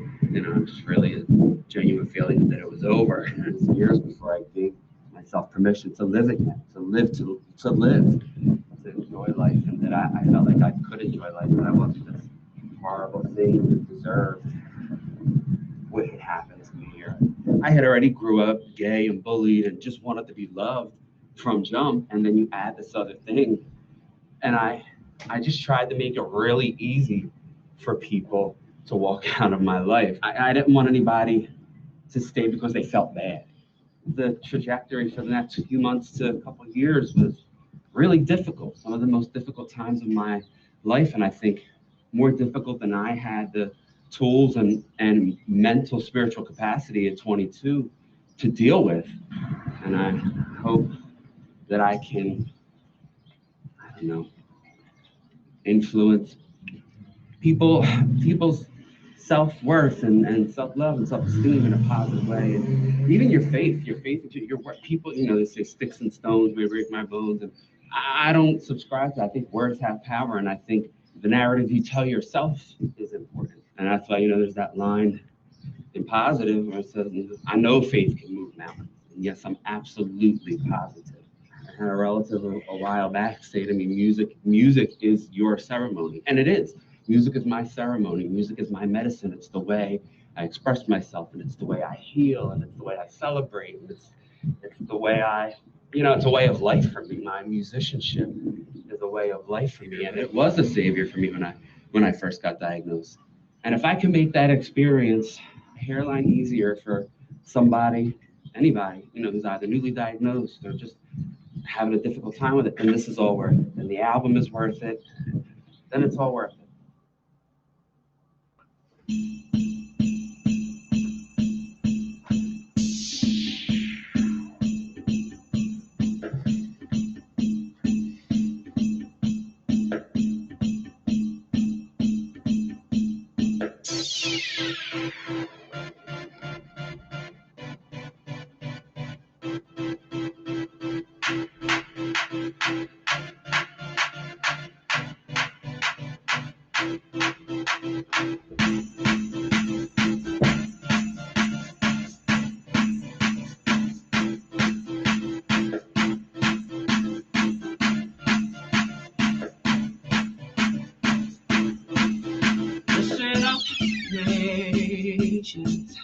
It's a new day. Love is here to stay, and there's no room for hate. With two spirits, one heart, one love, one cause. We're all different, but the same. So different, shouldn't stand in the way. Celebrate me, celebrate you, celebrate me, celebrate you.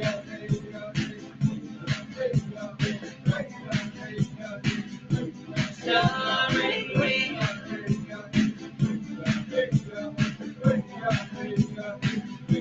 Celebrate you.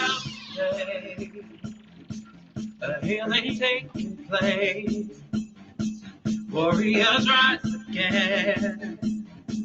The stuff legends are made of. With two spirits, one heart, one love, one voice. We're all different, but the same. So different shouldn't stand in the way. Celebrate me. Celebrate you. Celebrate. Celebrate me. Celebrate. Celebrate you. Whoa. Celebrate me.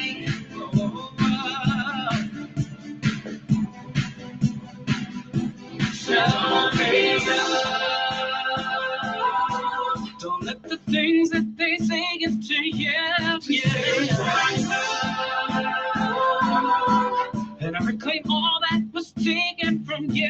Yeah. Today we're walking in our truth. Welcome back to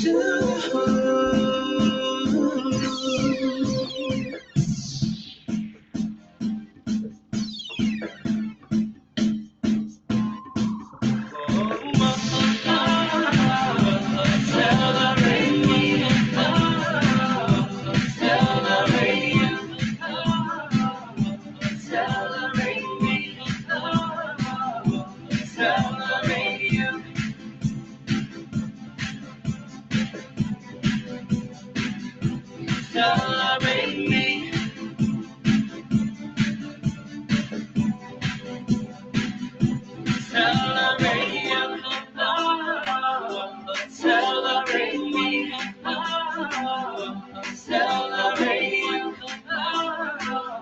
Celebrate me.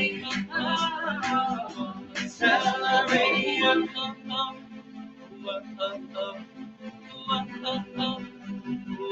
Celebrate me.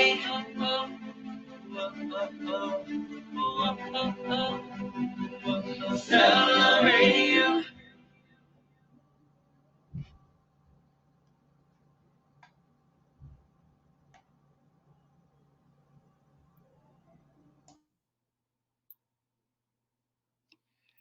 Yay! Thank you, Tony. Very beautiful. I was dancing here and being resilient. Thank you for sharing your wonderful talent, Tony, and your beautiful music and your personal story and your journey. It's so beautiful. I want to say thank you again to Tony and to all my speakers this morning, this afternoon, who in this opening ceremony. So we want to thank everyone for being able to be a part of it. I also want to introduce right now the co-chair with me of the International Indigenous Working Group on HIV/AIDS, Amaranta Gomez. ¿Qué tal? Muy buenos días desde México. Gracias, Elton. Hello, good morning from Mexico. Thank you, everyone. I am Amaranta Gomez. I am a Zapoteca indigenous person from the Oaxaca state in the south of Mexico. I am honored to be able to chair this working group. This is an international working group working on indigenous affairs and HIV. This has been a long journey. We've had to be patient, but we were steady in our path. We were addressing indigenous affairs in terms of HIV and AIDS. We could see the strength and the experiences. We could also see the resilience that people had throughout these years. We have been facing this epidemic within indigenous communities. With this, we could show that barriers could be overcome. We could put together all the efforts from art, culture, language, world vision. All this allowed us to have, apparently, a better access to healthcare, to education, to justice, sometimes to work. This is a big challenge in COVID times. This is double the challenge. Our communities made an extra effort to be able to meet here today.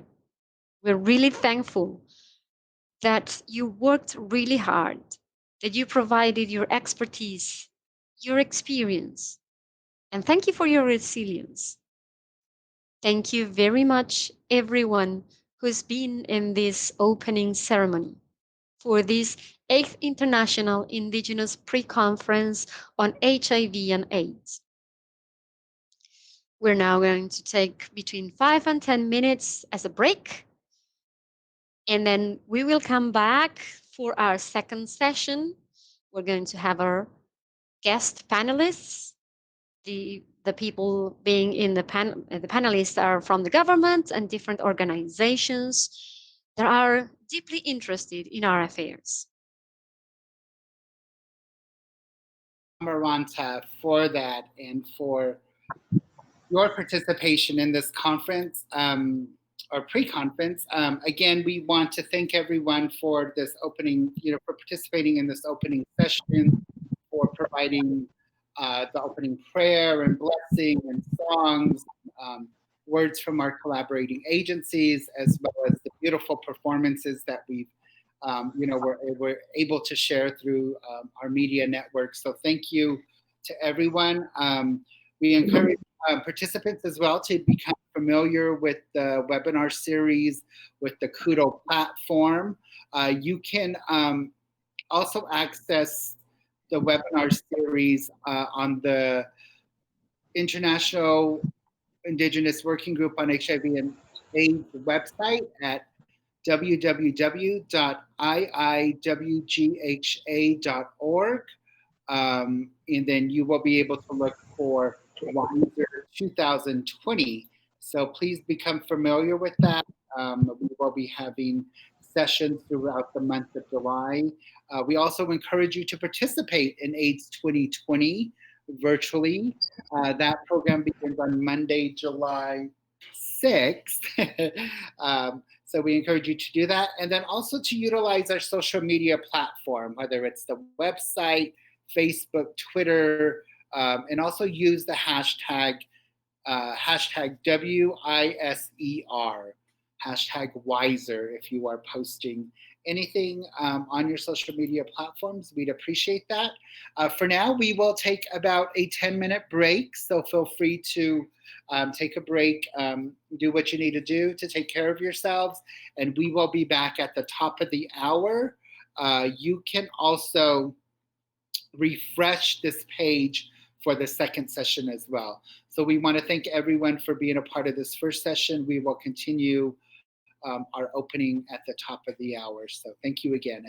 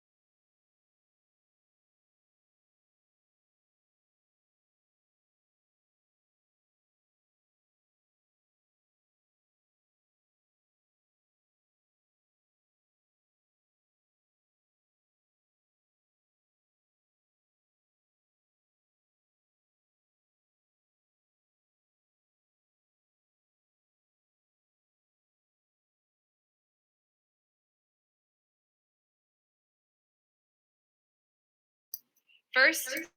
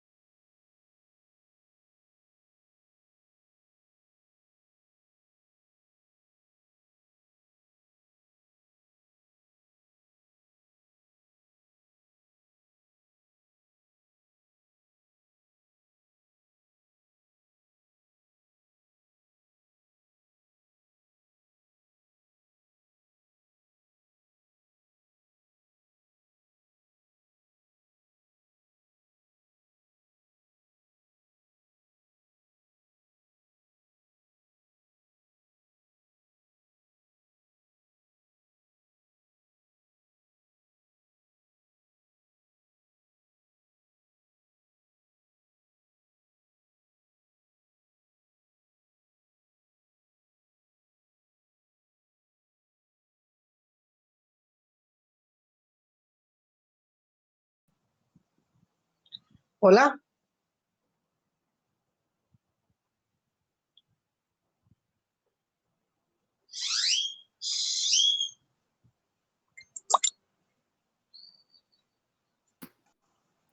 Hola, please begin.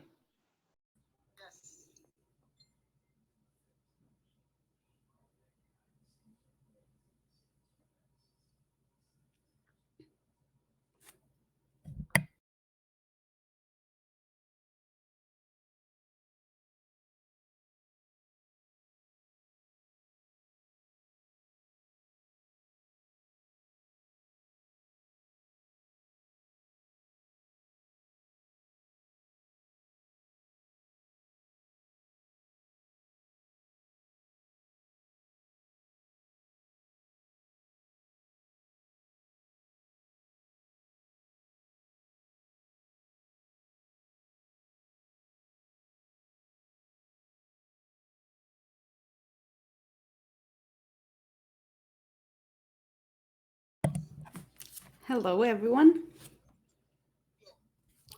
Okay, let's start. Thank you, everyone. I want to welcome you to this second session of the pre-conference. I feel honored to be a moderator in this session. I would like to say two things. Two things before I pass the mic. First of all, I would like to say that during this session, together with all of the participants, we would like to find a way to explore the past, the present, and the future of the response that the Indigenous people have had towards the HIV, both regional and international response. So to have a reflection on what it is that we have done and what it is that we're doing and what can we do moving forward, more with the health challenges that we have. Additionally, this creates challenges. And these challenges can help us reinvent and improve our response from an Indigenous community and an Indigenous perspective, the communities, and the national and international responses. This is to mitigate the impacts that HIV and even COVID has, and amongst other emergencies that we face in our communities. So I celebrate that we have this session. We have this framework for the pre-conference. It has marked us from the resilience and our strength, and also the data that serves us as evidence for our lives and our daily lives and our institutional lives as well. So I feel pleased to be able to moderate this roundtable. And I would like to introduce our guests today. It is the afternoon here in Mexico, so good afternoon. First of all, I would like to introduce Cesar Nunez, who is the president of UNAIDS for Latin America and the Caribbean. Also, it is going to join us the Health Minister of Canada, Patty Hajdu. Also, Rick Haverhade is going to be with us. He is the Director of Indigenous Health Services for Human Services in the United States. Additionally, we will have the pleasure of having Drew Pirey of the California University, our colleague Ron Rowell, who is the founder of the Prevention and Control Center in the United States, and we also welcome our sister Pilar Montalvo from Peru, who works in the response to HIV in Peru. They are going to be the people who are going to address us today, and they are going to show us the timeline of what we have done, what we are doing today, and the new perspectives and challenges that we're going to have as Indigenous peoples. And what do we need to do to face these issues? So now I would like to yield the floor to Dr. Cesar Nunez, the UNAIDS director. He's going to address you for around 30 minutes. And then we're going to have other interventions. Some of them are going to be live and some of them have been recorded. Dr. Cesar, thank you very much. Thank you for accepting our invitation. Please start. Thank you, Amaranta. I would like to, first of all, make sure that my audio is working well. I am in Panama now. It is the afternoon here. I feel honored to be here in this session. Of course, I will adopt the protocol that you have just listed. And I would just like to express my special thanks to Trevor for his collegiate partnership with UNAIDS and to all organizers of this event.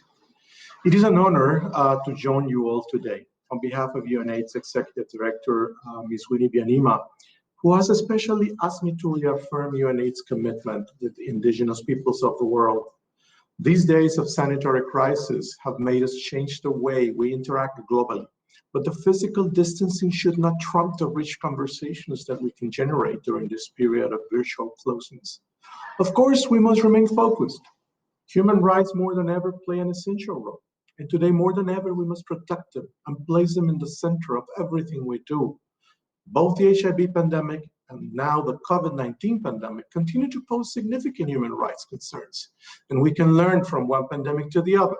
Communities' activism must not falter. Actions must have continuity and resilience must prevail. Now, at the gates of the International AIDS Conference for 2020, I have to say that the global AIDS response is not on track. Next Monday, UNAIDS Executive Director, Ms. Winnie Bianima, will launch our new UNAIDS Global Update. And the preliminary analysis shows 4 worrying trends. Number 1, the global HIV epidemic remains a global crisis. But the urgency associated with the response and high-level commitment to ending the AIDS epidemic is waning.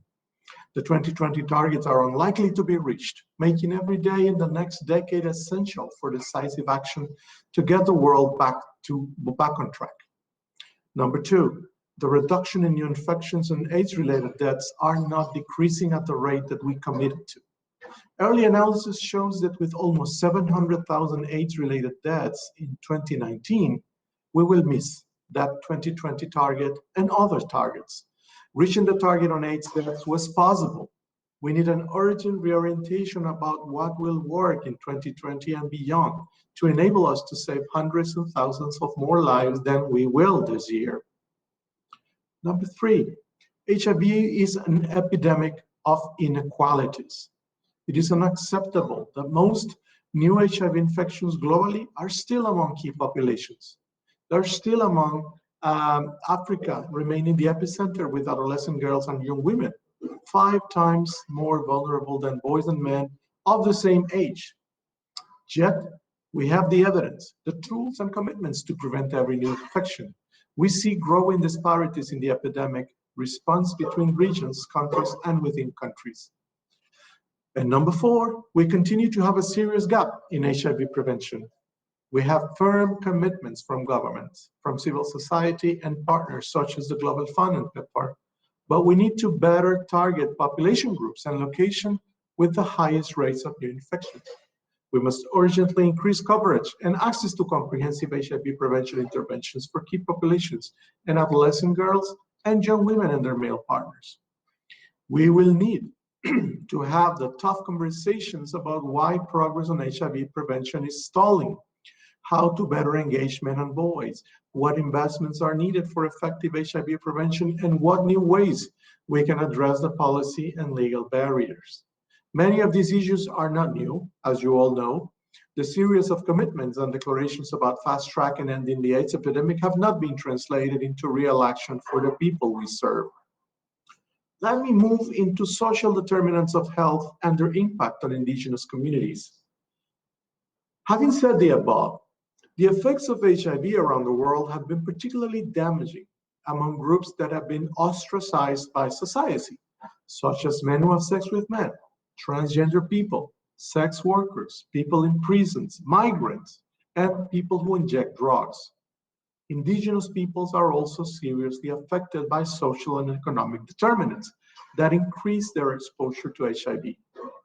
Some authors have concluded that, quote, although cultural, linguistic, and geographic differences exist within and across indigenous populations globally, to a large extent, colonialism, racism, social exclusion, and the repression of self-determination act as the determinants within each indigenous health is constructed, close quote. I could not agree more. Available data have repeatedly shown that the health and well-being of indigenous peoples across the globe is substantially poorer than that of the general population. Despite this strength and resilience, indigenous peoples are disproportionately impacted by a range of health issues, including poor sexual and reproductive health, HIV and AIDS, viral hepatitis, and sexually transmitted infections outcomes. Access to services and knowledge and uptake of services remains poor. For example, and this is a quote that I have found very frequently in the literature, in Canada, indigenous peoples accounted for 10.8% of new HIV infections in 2014, despite representing approximately 4.3% of Canada's total population. In Australia, in 2016, Aboriginal people were 3 times more likely to be diagnosed with a sexually transmitted infection, such as chlamydia, 7 times more likely to be diagnosed with gonorrhea, and 5 times more likely to be diagnosed with syphilis.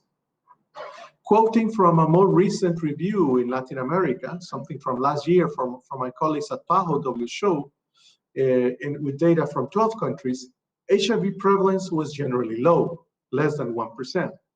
But there were pockets of high prevalence, greater than 5%, noted in some indigenous communities. For instance, in Venezuela, the Huaraos reported at 9.6%. In Peru, the Shayawita at 7.5%. And in Colombia, the Wayu females at 10.0%. There were many other data on sexually transmitted diseases that I will not go into, but evidently this is a challenge.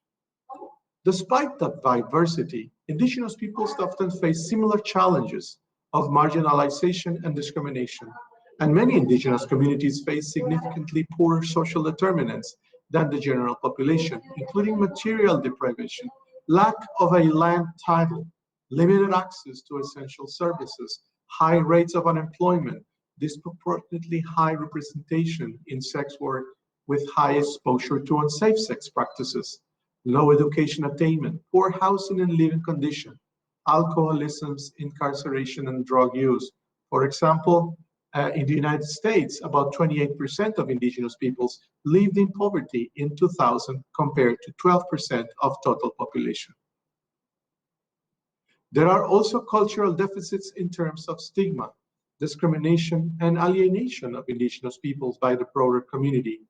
The indigenous ways of being are sometimes not acknowledged or accepted, and are at worst dismissed or rejected by mainstream society, leading to marginalization and associated loss of agency and self-esteem in indigenous peoples.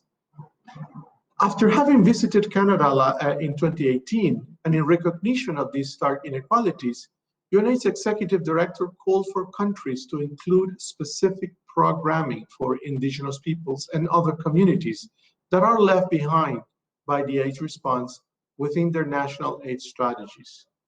We should all closely monitor and actively assert that this UNAIDS call be transformed into finance programs. Let me focus for a moment on the indigenous peoples of Latin America. Latin America is home to about 29 to 45 million indigenous peoples, according to the World Bank. UNAIDS Regional Office for Latin America and the Caribbean has done some work with CIPIA on HIV and indigenous peoples.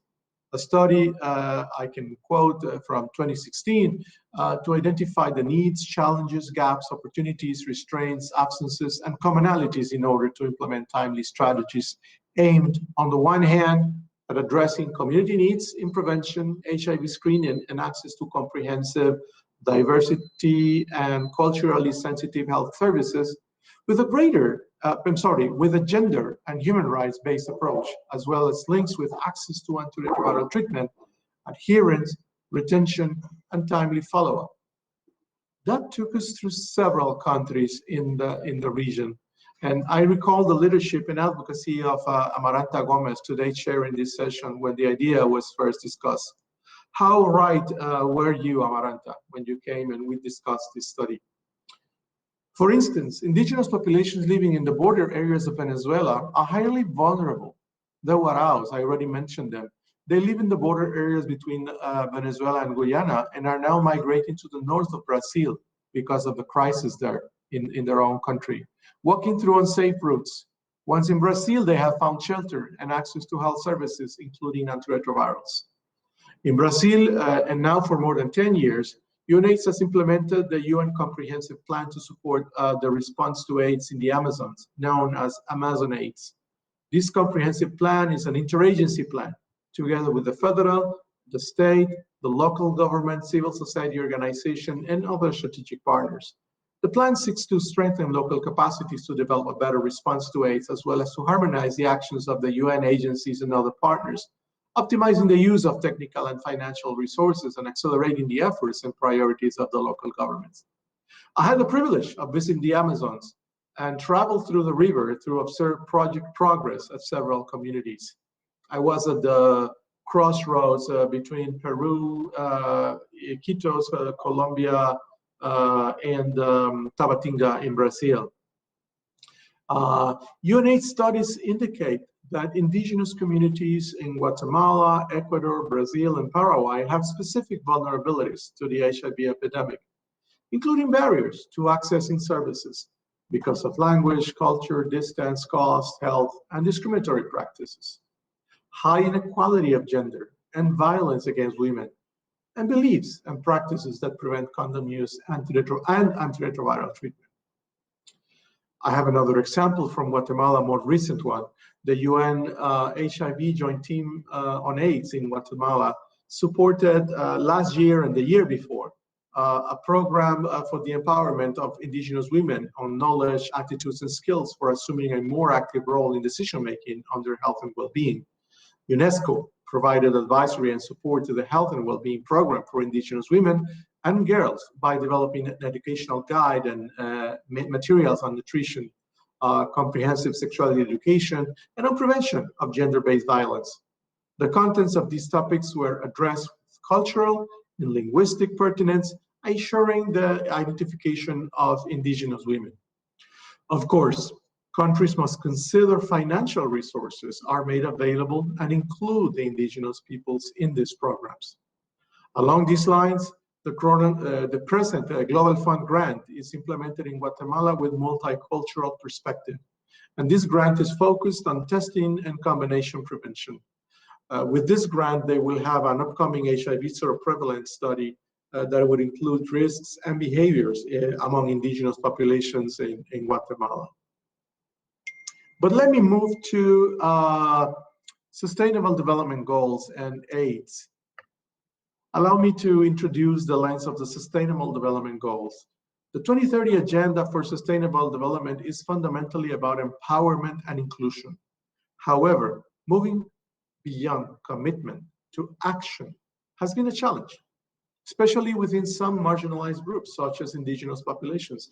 And there is a need for an integrated human rights-based approach to move forwards with this community empowerment. A core principle of the 17 Sustainable Development Goals and of the AIDS response is that no one should be left behind. The AIDS epidemic cannot be ended without the needs of people living with and affected by HIV, and the determinants of health and vulnerability being addressed. As already stated, people living with HIV often live in fragile communities and are frequently discriminated against, marginalized, and affected by inequality and instability. Their concerns, therefore, must be at the forefront of sustainable development efforts. The AIDS response has advanced the right to health, including sexual and reproductive health, gender equality, human rights, employment, and social protection. It has addressed entrenched social norms, social exclusion, and legal barriers that undermine health and development outcomes. And its investment approach is increasingly being adopted to accelerate gains across global health and development. Each of the 17 Sustainable Development Goals and targets are relevant to indigenous peoples' rights and well-being. 166 of the 169 targets are closely linked to human rights, while 73 targets have substantial links to the United Nations Declaration on the Rights of Indigenous Peoples. There are 6 direct references to indigenous peoples in the 2030 Agenda. There is also a call on indigenous peoples to actively engage in implementing the Sustainable Development Goals, including in follow-up and review at the national level. I can see how communities want to be engaged, but more often than not, communities are not enabled, given their fragility. And again, as I already said it, moving beyond commitment to action has been a serious challenge. So we have a long journey ahead to achieve the goal of ending the AIDS epidemic as a public health threat by 2030, particularly within some of the most vulnerable communities. We at UNAIDS, who are tasked as stewards of that journey, must also be more thoughtful and carefully inclusive when we propose some initiatives or to gauge progress. Some of you, for instance, may tell me that as part of a fast-track approach launched at the United Nations General Assembly in 2014, the 1999 treatment cascade is a clinically focused biomedical model that quantifies the stages of engagement in care for people living with HIV to achieve treatment success. And how this, of course, contrasts with indigenous views, where health is a holistic concept, physical, spiritual, emotional, and mental dimensions interrelated. More work is required to reflect the perspective of indigenous peoples living with HIV into the HIV cascade. We need to call for granularity too when presenting data. A successful treatment cascade presented by a given country at the national level hides the gaps, hides the inequities in fragile communities. I must add that the fast-track approach also includes ambitious targets for HIV prevention and zero discrimination. And this includes major reductions in HIV infections, particularly among populations most affected, and the elimination of discriminatory laws and practices in healthcare settings. Continuing with the fast-track narrative, let me introduce a bit the rights of Indigenous peoples in terms of accessing integrated sexual and reproductive health and HIV services as part of national AIDS and development programs. And I can refer to an initiative that we have in the pipeline and that some of you are certainly familiar with. UNAIDS, in partnership with UNFPA, set out a process for supporting development of national and local programs to better address the sexual and reproductive health and rights of Indigenous peoples. We had originally proposed to start in 2019 with a series of national dialogues, together with development of guiding resources focusing on Indigenous peoples' sexual and reproductive health and HIV. Well, COVID got in the way. The aim is to work with Indigenous peoples to identify people-centered approaches for holistically addressing priority sexual and reproductive health and HIV issues within local Indigenous communities. Once defined, these approaches will be promoted for inclusion within the national AIDS programs, the national strategies, and broader national health and strategic plans for rollout within Indigenous communities. In line with global commitments to the 2030 Agenda for Sustainable Development, I am hopeful to see the proposal for these country-level dialogues come to fruition as soon as it is safe to do so.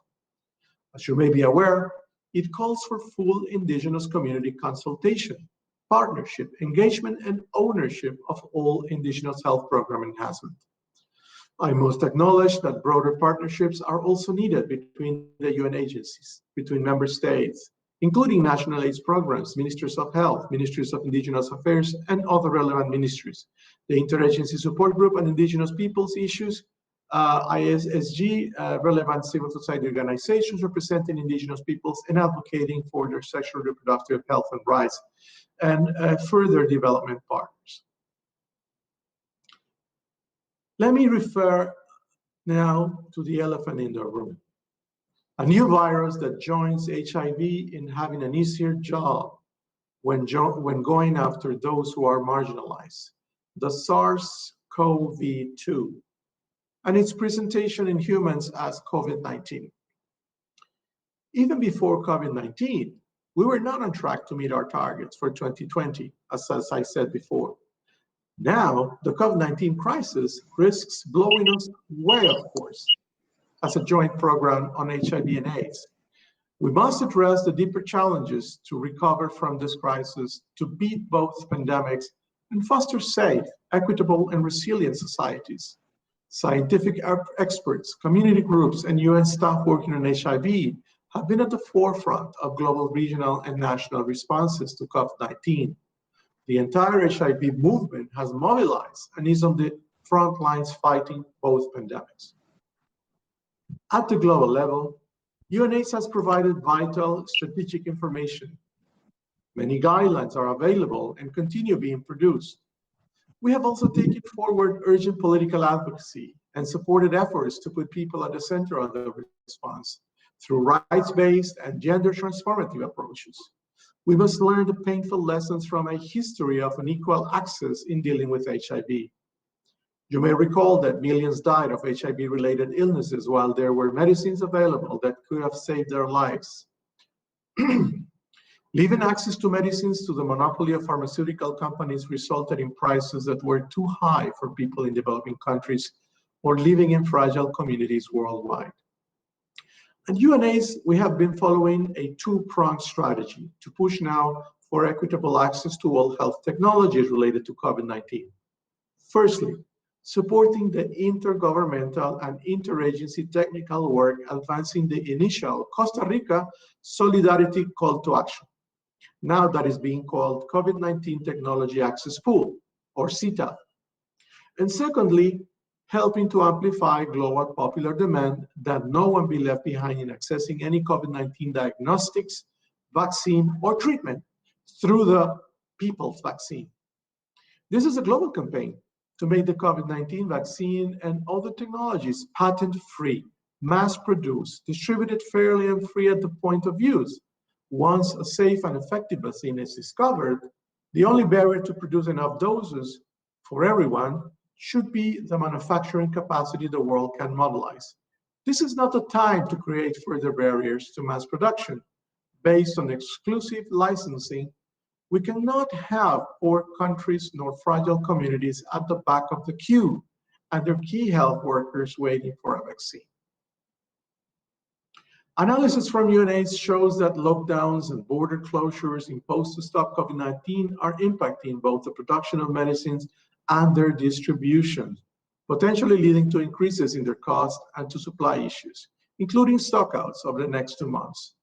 The latest survey results of the Global Fund supported programs across 106 countries show disruptions in services delivery in 85% of HIV programs. People with HIV are having to make impossible choices between getting their ART or risking their health on public transport to get to the clinic. We sounded the alarm that interruptions to treatment access for people living with HIV brought by the COVID-19 crisis could be catastrophic. If urgent efforts are not made to avoid interruptions in health services and supplies, we could face 500,000 additional AIDS-related deaths in sub-Saharan Africa in the next year, including from tuberculosis. At the national level, UNAIDS teams have gone into emergency mode, providing urgent support to communities and governments. They're doing an amazing job there on many fronts. I'd like to mention two. First, the COVID-19 crisis has greatly increased the risk faced by people living with HIV, including disruption of HIV services, as mentioned. Lockdowns are impacting the poorest, hardest, and increasing vulnerability. And we are seeing an increase in marginalization and abuse of rights. In some countries, we are working with private sector, in others with associations of sex workers, and in others, embedding multi-month dispensing in universal health coverage programs. We are also promoting multi-month dispensing as a strategy for other services, including substitution therapy and condoms. We have supported community-led service delivery of prevention services in all regions. Secondly, we need to better harness what the HIV movement brings to tackling the COVID-19 crisis. There are hard-learned lessons of the struggle against AIDS, which provide an invaluable practical guide as we confront COVID-19. Number one, the importance of empowering communities. That is very clear. Number two, that human rights do not hinder but enable pandemic responses. Number three, that pandemic responses must go beyond health interventions and address economic and social drivers and impacts, including providing social protection. And fourth, that pandemic responses must tackle inequalities in rights and in access to services. COVID-19 has also highlighted the urgent need for countries to ensure free universal healthcare and end all user fees in health. In that regard, low and middle income countries must have the fiscal space to be able to lead effective responses to COVID-19 and HIV. UNAIDS has joined civil society in calling for urgent and longer-term debt relief, debt cancellation, as well as the use of special drawing rights to enable developing countries to beat COVID-19 and get back on track to ending the AIDS epidemic. All the above reflects the core principles from the guidance note for the UN system prepared by the UN Interagency Support Group on Indigenous Issues. We at UNAIDS stand by the call made by NORGA, chair of the United Nations Permanent Forum on Indigenous Issues, quote, urging member states and the international community to include the specific needs and priorities of Indigenous peoples and addressing the global outbreak of COVID-19, close quote. Let me move in the next part of my address to the UNAIDS strategy. As grim as the future may look like now, we must carefully review how far we have gone, assess the gaps we still must fill in, and plan accordingly. I want to refer here to the new UNAIDS strategy for 2021 and 2026, I'm sorry. The next UNAIDS strategy, which will be the strategy for the global AIDS response, is massively important. It will be our opportunity to build on the essential principles and approaches that are working, close the gaps, and apply the lessons learned. It is the priority of UNAIDS Executive Director to ensure that we will harness every opportunity to ensure extensive input and engage the global AIDS community to ensure no one is left behind. The revisited timeline for the strategy has brought forward the people most affected by HIV, the NGO delegations' constituencies, to ensure their full participation and engagement in this process. This kind of engagement has always been a pillar of inclusive, people-centered AIDS responses. We have launched the development of the next UNAIDS strategy in 2 phases. The first phase is focused on a review of the results achieved under the current strategy. We have received almost 3,000 responses to our online questionnaires today, and we are collecting inputs through interviews and focus group discussions. We are also preparing a detailed evidence review of the current strategy, which will be released at the end of July. The review will provide analysis of what did and did not work in the current strategy for specific locations and populations. You need to be ready to read that. These and other sources of information will be used to inform the multi-stakeholder consultations on the strategy that we are planning for early September. I take note and fully acknowledge your call that, open quote, any approach towards solving indigenous population issues, and especially the HIV/AIDS pandemic, must be exceptional. That means it must be uniquely designed and centered on the indigenous worldview and understanding of life, close quote. If our new strategy truly aspires to be the strategy of the global AIDS response, we should make sure to integrate your clear view into the principles guiding it. In addition to the comprehensive statement to be released from this gathering, I encourage all of you to please provide us with your inputs through the online survey, through the focal groups in your communities, or through in-depth interviews, but also through your direct engagement with our executive director. In my closing words, I would like to highlight the importance of social audits. And I know I'm talking to the choir here regarding social audit. We are coincidentally going to overlap with the first few days of the high-level political forum next week. Several countries will present their voluntary national reviews for the first time on their progress to achieving the Sustainable Development Goals. A number of them are coming back for a second round. This is a significant opportunity for accountability by all member states on the targets and indicators they all agreed, including those related to indigenous peoples. I am pleased to see that a virtual side event has been organized and co-sponsored by the Indigenous Peoples Mayor Group for Sustainable Development, the Asia Indigenous Peoples Pact, IWGIA, and the DESA, TISD, the Indigenous Peoples and Development Branch Secretariat for the Permanent Forum on Indigenous Issues. That side event will look at delivering results for not leaving Indigenous peoples behind, COVID-19 responses and beyond. Very, very adequate for the times that we're living in. And I would say a good follow-up to this pre-conference. I will definitely be very much looking forward to the conclusions of that gathering. I'd like to say that last September, the SDG Summit called for a decade of action and delivery for sustainable development, and pledged to mobilize financing, enhance national implementation, and strengthen institutions to achieve the goals by the target date of 2030, leaving no one behind. I know that plans will probably change in terms of how we reach those targets, but I believe that we should not set any goals aside. We just need to work harder. So despite the present sanitary crisis, we must remain focused on mobilizing on the 3 levels that we were called to act. Global action to secure greater leadership, more resources, and smarter solutions for the Sustainable Development Goals. Local action, embedding the needed transitions in the policies, budgets, institutions, and regulatory frameworks of governments, cities, and local authorities. And people action, including by indigenous peoples, youth, the media, the private sector, unions, academia, and other stakeholders to generate an unstoppable movement pushing for the required transformations.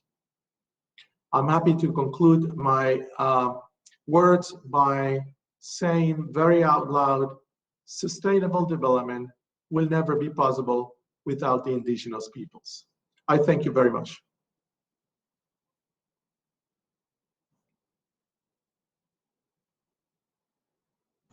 Estimado César, muchísimas gracias por tu exposición siempre.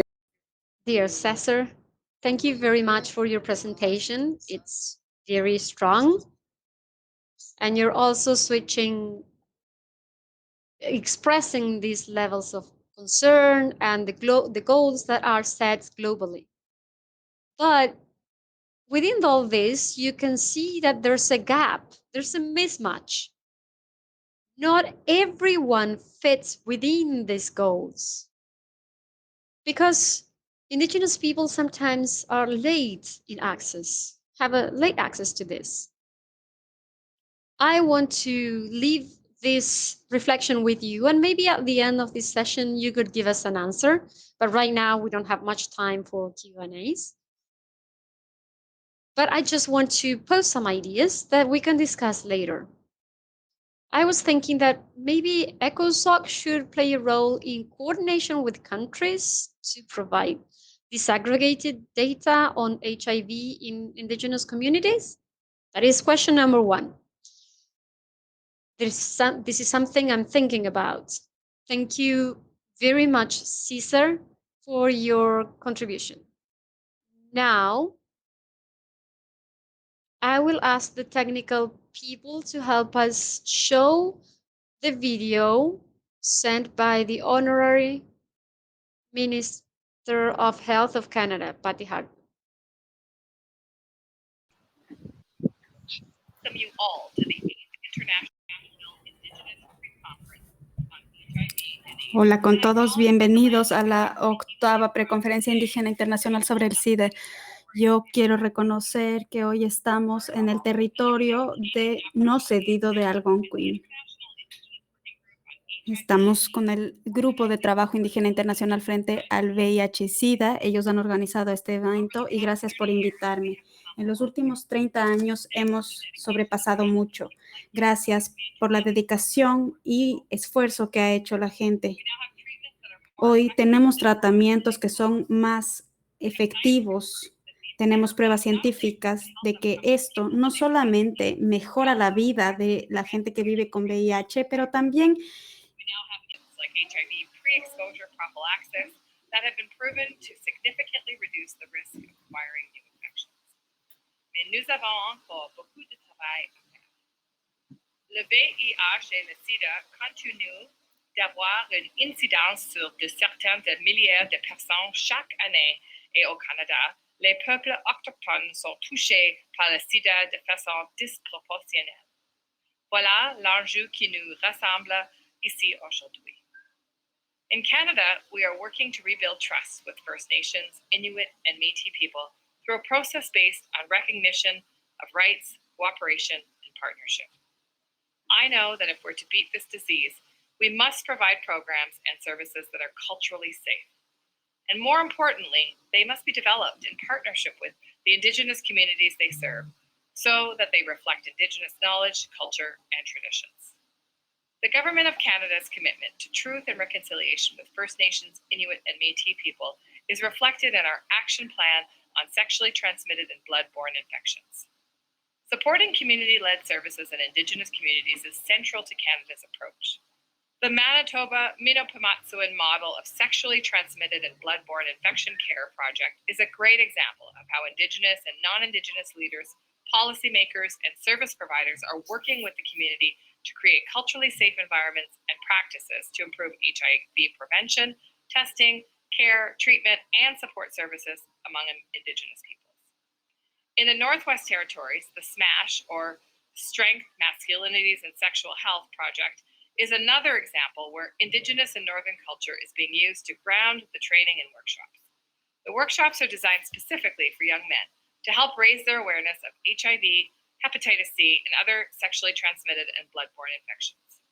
And finally, in Northern and rural First Nations and Métis communities, scientists from Canada's National Microbiology Laboratory are working with Indigenous partners to train communities to deploy dried blood spot testing in a culturally responsive way. This is providing local access to hepatitis C, HIV, and syphilis diagnostic testing.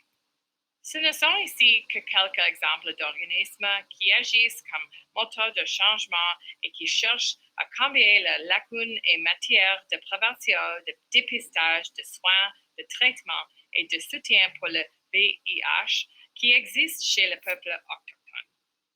Il y en a encore beaucoup plus.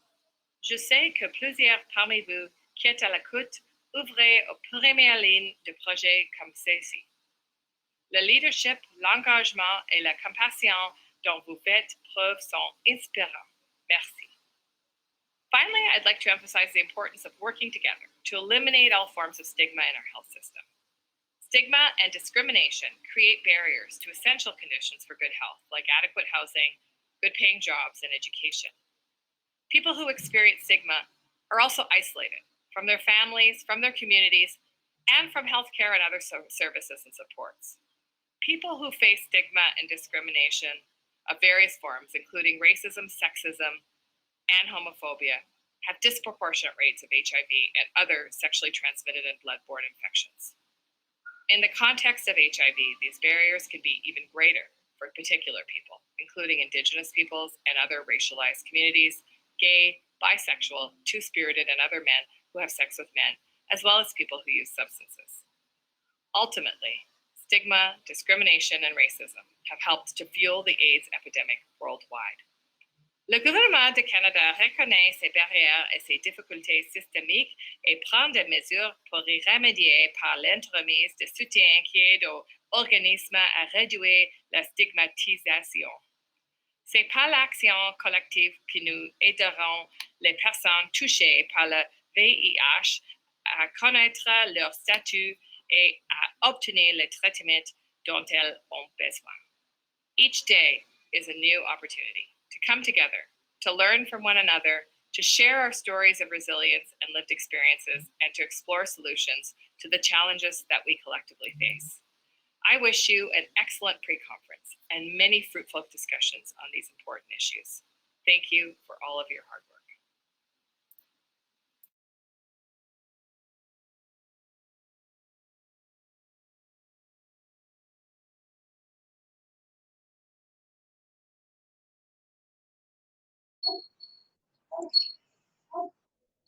Gracias, muchísimas gracias a la intervención de la ministra de Salud del Gobierno.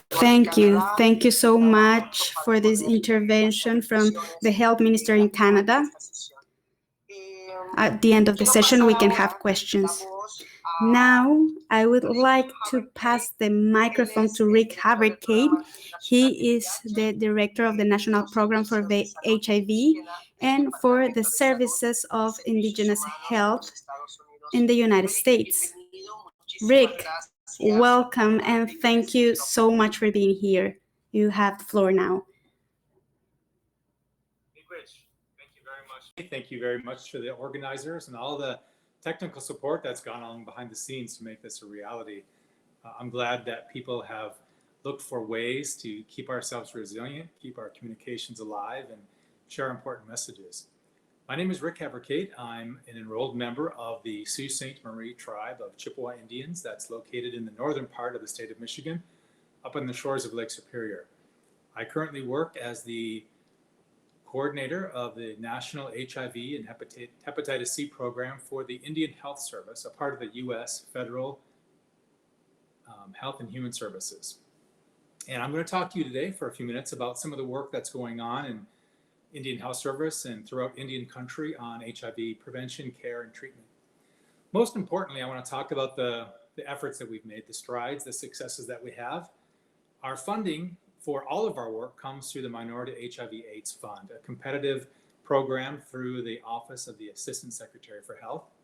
So HHS provides a pot of money that CDC, HRSA, IHS, SAMHSA, other federal agencies compete for on an annual basis. Luckily, it's not too hard to establish the need and the unmet need and that we have in Indian country. And we're doing great things with those funds. Each year, our funding has gotten a little increase. This year, we're set to be able to distribute a little over $8 million throughout Indian country through the Indian Health Service to tackle things like HIV testing, entry into care, the promotion of anti-stigma through social media. For those of you who don't know, some of our largest numbers of those living with HIV are in the Southwest. So we do concentrate a lot of our funding there. Although most of our programs are national in reach, we do concentrate on those areas of greatest need, and that goes along with the ending the HIV epidemic.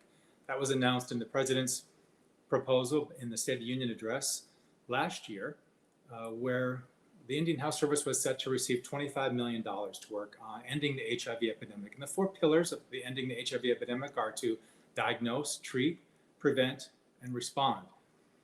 There were for a variety of issues. IHS didn't receive that $25 million for this fiscal year. However, we're in the budget again, and we hope to be able to receive $27 million. But with the money that we do have this year, we're doing some pretty amazing things. And next slide, please. I think Janessa is going to advance our slides for us. One more slide, please. So some of our current statistics I want to tell you about. This, we get most of our data from the CDC. The CDC collects data for most all Americans in all of the states. Indian Health Service, our federal office, we're limited to data that's collected in our federally operated facilities. And most American Indian Alaska Native people do not receive their care from an Indian Health Service operated facility. There are many more tribally run healthcare facilities through a public law that was very beneficial to Indian tribes. They have the ability to determine their own needs, determine their own paths forward, set their own policies, hire their own doctors, manage their own clinics. So the data I will be giving you today, unless I state otherwise, comes from the Centers for Disease Control. They say that there was a 63% increase in HIV rates among gay and bisexual American Indian Alaska Native men. Now, that's pretty alarming. We have small numbers. So if you looked at just the numbers, you probably would say, oh, that's fairly minor. But when you look at a small population size and the potential that HIV has to do to our small population size, a 63% increase in new rates of HIV is alarming. Throughout the country, there's about 40,000 new cases of HIV each year, and that's been a constant for the last 5 or 6 years. And our leaders in HHS, Health and Human Services at the national level, are working very hard to get those numbers down. And we think that through the programs instituted through ending the HIV epidemic will do just that. We hope to see a 75% reduction in new HIV diagnosis in 5 years and a 90% reduction in new HIV diagnosis in 10 years. And because of the administration's focus on Indian country, we do think we can do that. We do see the highest rates of deaths due to AIDS among American Indian Alaska Natives, but recent data from the CDC shows us we've had more than a 30% drop in deaths related to AIDS over the last few years. So we're doing some good work. We have places like the Phoenix Indian Medical Center, where they have an HIV Center of Excellence. That's an Indian Health Service operated facility there in the Phoenix urban area.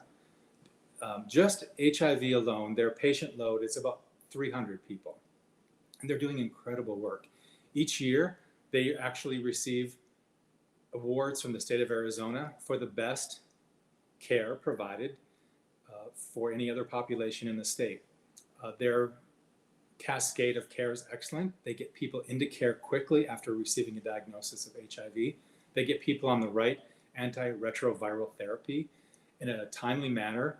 follow them through their course of treatment, keep them on their care so that they have excellent, they've reached more than 90% of their patients have attained an undetectable viral load. Incredible work that they do there with very, very small staffing and even smaller budget, and a lot of sort of shuffling around just to get enough office space to see all those patients. But they're doing an incredible job. Overall, we are striving hard with our testing in Indian country. Over the years, we've seen a steady increase in most of our facilities who are offering HIV screening, but we instituted a policy, Indian Health Service wide, that says everyone over the age of 13, between the ages of 13 and 64, should be offered an HIV screening at least once in their lifetime, and more often if risk factors are present. And some of our clinics are reaching the 90% mark for testing all the patients who come through their facility. Now, again, that's only patients who actually come in the door of that facility. So reason will tell you that a lot of folks don't often seek regular care. They may go 3 or 4 years between visits to a healthcare facility. And probably not surprising is the fact that most young men, after they leave high school and no longer need a sports physical, may not come back to the doctor unless they have some kind of an emergency where they end up in an emergency department or urgent care clinic. They may not come back to the doctor until, they're in their 30s or 40s when they need some other kind of health care. So we're working very, very hard to make sure that people in all of our facilities know the importance of frequent HIV screening. We've hit a little bit of a plateau, a little slump, because we've done such a good job in screening most of our patients that we have to look elsewhere outside of our clinical setting. So we're doing that. We are working hard right now, in fact, thanks to COVID, to up the ante on our self-testing or home testing, sometimes it's called, to get people to be able to do HIV screening in the privacy of their home. We're looking at mobile units that go out in the communities. Some folks are working hard at going out to clubs and powwows and places where community folks gather, and they don't need to have that extra time, the extra energy, the extra commitment to go into one of our clinics for screening. So whatever works. Right now, as you see on the screen, the undiagnosed rate for American Indian Alaska Natives living with HIV hovers around 18%. It's a bit lower than that for the national average, so we're a little high there. And we know that about 53% of all American Indian Alaska Natives diagnosed with HIV were receiving continuous HIV care. The national rate is closer to 60%. So we have some improvement to do, but we are doing a fairly good job. More than half of our folks diagnosed were in continuous care. And we are instituting programs that are working with health technicians to be the extra arm of the clinic, to get out into the neighborhoods, into the tribal communities, and act as navigators, making sure patients are in constant contact with the healthcare team, and home visits where they might even, do things like check the amount of pills that are left. Hey, it seems like you have too many pills here. Can we help you with some corrective action that will help you to remember to take your medicines as directed? We know that about 80% of new HIV infections in the United States come from those 40% of people who don't know their HIV status, or from those who are living with HIV and either not controlling it well or not taking their medicines. If we get everyone screened, get everyone who's in need of antiretroviral therapy on that therapy, and then get those who are at risk for HIV but currently living without HIV, if we get those folks on PrEP, that's how we're going to reach that lofty goal, that attainable lofty goal of reducing new HIV infections by 90%. Treatment as prevention. If we treat those with HIV and we treat those with pre-exposure prophylaxis, we know we can reach our goal. It's a long road, but we think we can get there. Next slide, please. I told you about some of those funds that we get from the Minority HIV/AIDS Fund. They reached out to us last year specifically to prepare for the pillars and the goals of ending the HIV epidemic, and they wanted to know if we had a tribe somewhere in America that could implement a pilot project. They wanted an area that was at high risk, that was easy for us to find, the Cherokee Nation in the state of Oklahoma, in addition to those counties that are listed for high rates of HIV in the Indian HIV epidemic, there are 7 rural states in the South that also had very high prevalence of HIV, even though they are rural. So it was an easy choice for us, not just because of their location, because of their track record. Cherokee Nation worked very hard with ending hepatitis C in the Cherokee Nation and cured to date well over 800 people from hepatitis C. So they know how to find the patients, they know how to get them into care and keep them there and follow through a successful treatment program. But some of their objectives in the Cherokee Nation that we're working closely with is to implement a public education campaign centering on HIV care and HIV prevention, and educate providers on the need to have discussions about the sexual health of their patients, working hard really to reduce stigma and make people feel that they're part of the clinic and keep them in care. Next slide, please. They're also working to identify and link to care persons who currently access their tribal health and who are at high risk for contracting HIV, and establish a robust PrEP program within the Cherokee Nation Health Services. We're working hand in hand with Cherokee Nation and others around the country to make sure that PrEP is something that is constantly in mind of our healthcare professionals. We've worked closely with the federal government, who started the Ready, Set, PrEP program last fall. And that's a program that says anyone in the US who does not have prescription drug coverage is eligible, and with a doctor's slip, is eligible for free PrEP from the makers of Truvada, Gilead. So we are very optimistic this program will help us reach all of our Indian Health Service patients and those who receive care at tribal facilities and our urban Indian healthcare facilities. We are doing a pretty good job getting the message out. We have a long ways to go, but one of the things we're trying to do with the Ready Set program is see if we can establish Indian Health Service and tribal pharmacies as a distribution center.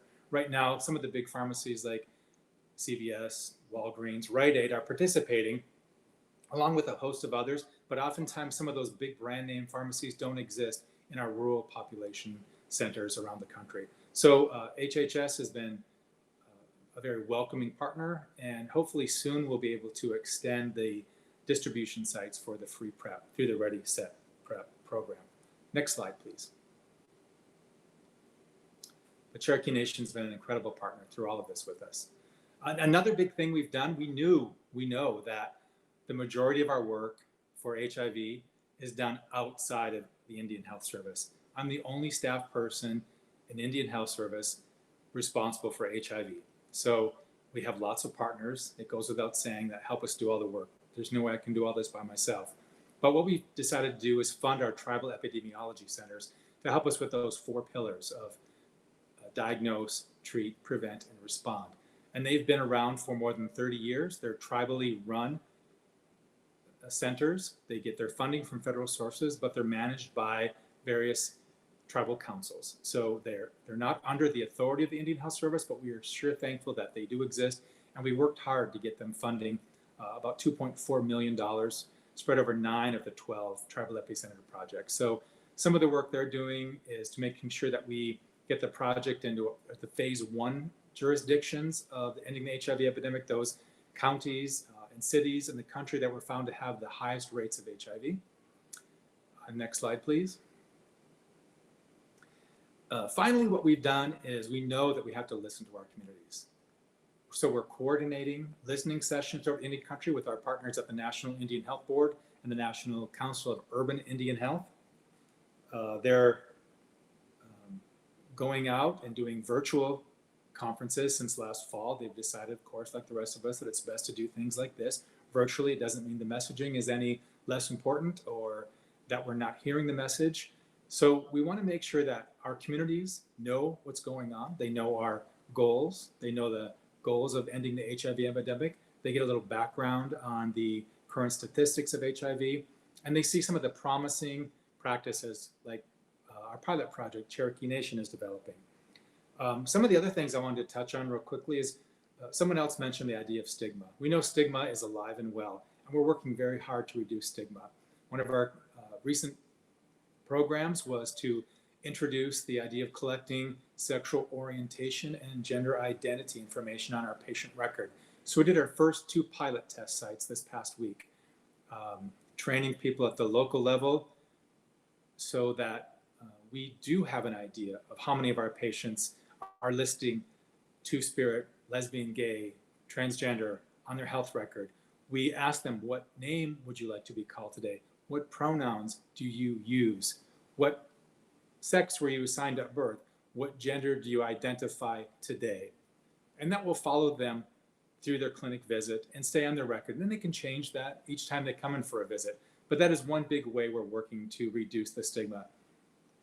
We also developed and released the first 3 of 4 courses in a PrEP Navigator series. The 3rd one was dropped at the end of June, and the 4th and final course should be dropped sometime later this month. So we're training our community health outreach workers, community health representatives, health educators to be an extension of our clinics. When someone is seen in one of our clinics and prescribed PrEP, then they can be attached to one of our PrEP navigators who will work with them closely in their home, on the telephone, via text, to make sure they understand what PrEP is, to make sure they're coming in for their monthly or their 3-month follow-up visits. And anytime they have questions, we can send out texts for encouragement, texts to see if they need any help in getting on a routine to take their PrEP, making sure they're closely monitored in case they have any side effects from PrEP. So we're doing a lot of things that are making HIV screening, treatment, and care based on the community, for the community, by the community. And you'll see in the next slide, please. You'll see my contact information on the next slide. And I encourage you to reach out and contact me. If you want to know what's going on in Indian Health Service, there's a way to join an HIV listserv. And please pay attention to our website, ihs.gov, and then you can do it /LGBT if you want to know more information on what we're doing with the Two-Spirit LGBT community. There's lots of resources there for both HIV, hepatitis C, and Two-Spirit LGBTQ. Thank you very much for your time today, and I look forward to a long and successful working relationship. Bye-bye.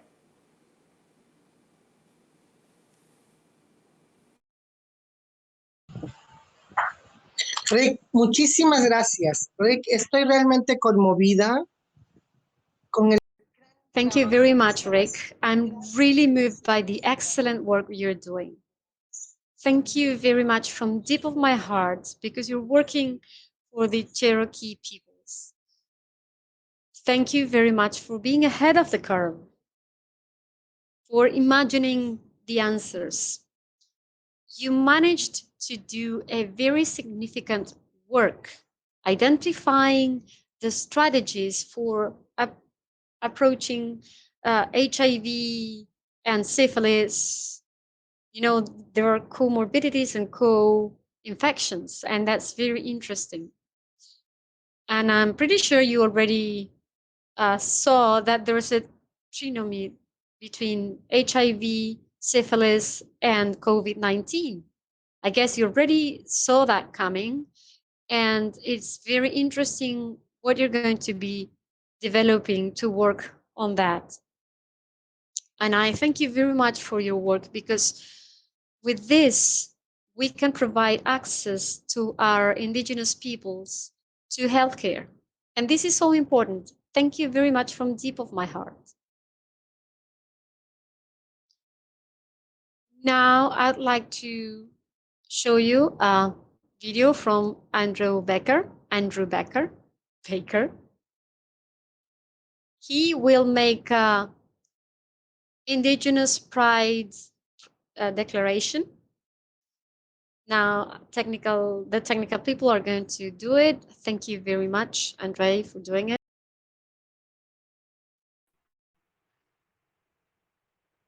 Our creation stories and our dreamings tell us how we became to be on this planet and how we are connected to our territories, lands, and countries. Hundreds of years of colonisation has impacted the way we live as Indigenous people. It has impacted our way of life. The devastating effects of climate change caused by industrialisation and capitalism threatens the homelands of far too many Indigenous nations around the world. All Pride and other 2S LGBTQIA+ events around the globe occur on the traditional lands of Indigenous nation. 2S LGBTQIA+ Indigenous people have unique, diverse cultural identities. We must decolonize our identities. We are Two-Spirit, Agokwe, and many other identities in North America. Muche in Agokwe, Mexico. Ponyo in Norway, Finland, Sweden, and Russia. Fa'afafine in Samoa. Fakafifine in Nui. Fakaleiti in Tonga. Akaine and Mahu in Hawaii. Brother sisters and sister girls in Australia. Takatapui in Aotearoa, New Zealand. Kuche in Uganda. Hidra in India. And Kawajasira in Pakistan. For us, modern words like gay, lesbian, bisexual, and trans do not fully describe our identities, our roles, or responsibilities within our communities. We call to action every single person watching Global Pride today to learn about your Indigenous neighbors, to acknowledge their inherent rights, and to reflect on your relationship with those Indigenous people, as well as the land where you are situated. We call you to action, to stand with us as the original people of the land you live, protest, and celebrate. 2S LGBTQIA+ people must unite to end violence and discrimination. We must stand for the rights of all in equality and equity.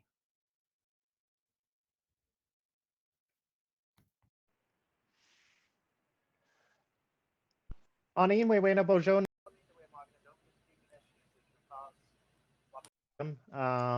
Chimnising and Donjaba, Geneva, Switzerland, and Dindan, Gichinenda Mampi, Bajanungwa. I'm very excited to be here today. Thank you all for having me. My Canadian name is Andrew Baker. My native name is Nimki Beneshi. Was given to me by my Uncle Leon before he passed. What was just shared was actually a Indigenous statement that went out during Global Pride last weekend. Many of you may know of what happened with Global Pride, many of you won't, but it was very much the Pride movement's response to what's happening with COVID and to the movement. And while we don't have an estimated number of viewers that'll be public next week, it is in the millions that we're able to see that. Pride is a unique space for queer Indigenous people, Two-Spirit people, 2S LGBTQIA+ people, because it's not a space that we have naturally always been in terms of leaders. In my role as co-president of Interpride, I'm the first Indigenous person who has led that organization in its 38-year history. And there is a lot of work that needs to be done for our people within that community, and that being a space of creating safety for who we are as Indigenous people, but also for ending the stigma of who we are within the broader queer community. And that is part of, our fight against HIV, our fight against other infections. I live as a long-term survivor of HIV, and many of the people who I know in the space do as well. What I am aware of, though, is that it was a key opportunity for education for millions of people to hear how we identify and how we carry ourselves differently in this world as Two-Spirit and queer Indigenous people. How our identities are not just about sexuality or about gender, but they're about our responsibilities to our communities. They're about our roles within our families and within our nations. And that was a fundamental thing. And it was a key educational opportunity because, of course, the initial request actually came in the sense of, oh, you are the Indigenous person on this group, and we want to do a land acknowledgement. Can you coordinate? And so I want to identify that many of the people who oftentimes we feel stigmatized by don't even realize that they're stigmatizing us. And so I spent so much of that time explaining that asking an Indigenous person to acknowledge the land that non-Indigenous people have taken is like setting up a party in somebody else's backyard and asking them to welcome you, but not participate. And it started to sink in. And so I felt it was very important to share this video with you because it was by far, there are many visible opportunities in many local Pride events, and Pride events being a key gathering space for LGBTQIA plus people around the globe. But this was a moment that was integral to bring our voice to the global stage at a time when millions were watching and millions were engaging. And so I want to thank Boyd. I want to from Canada, Plains Cree Nation. I want to thank Mikael from the Sapmi Nation in Scandinavia, and I want to thank Beck Johnson from the Goring people in what is now called Australia. And to highlight that messages of change like that truly matter when we can put them on a high-level platform like that, and they can facilitate change for our Indigenous community to lower the stigma, to lower the lack of understanding, to increase collaboration. Miigwech, Kinawea, thank you so much for having me, and I won't take up any more of your time. Thank you.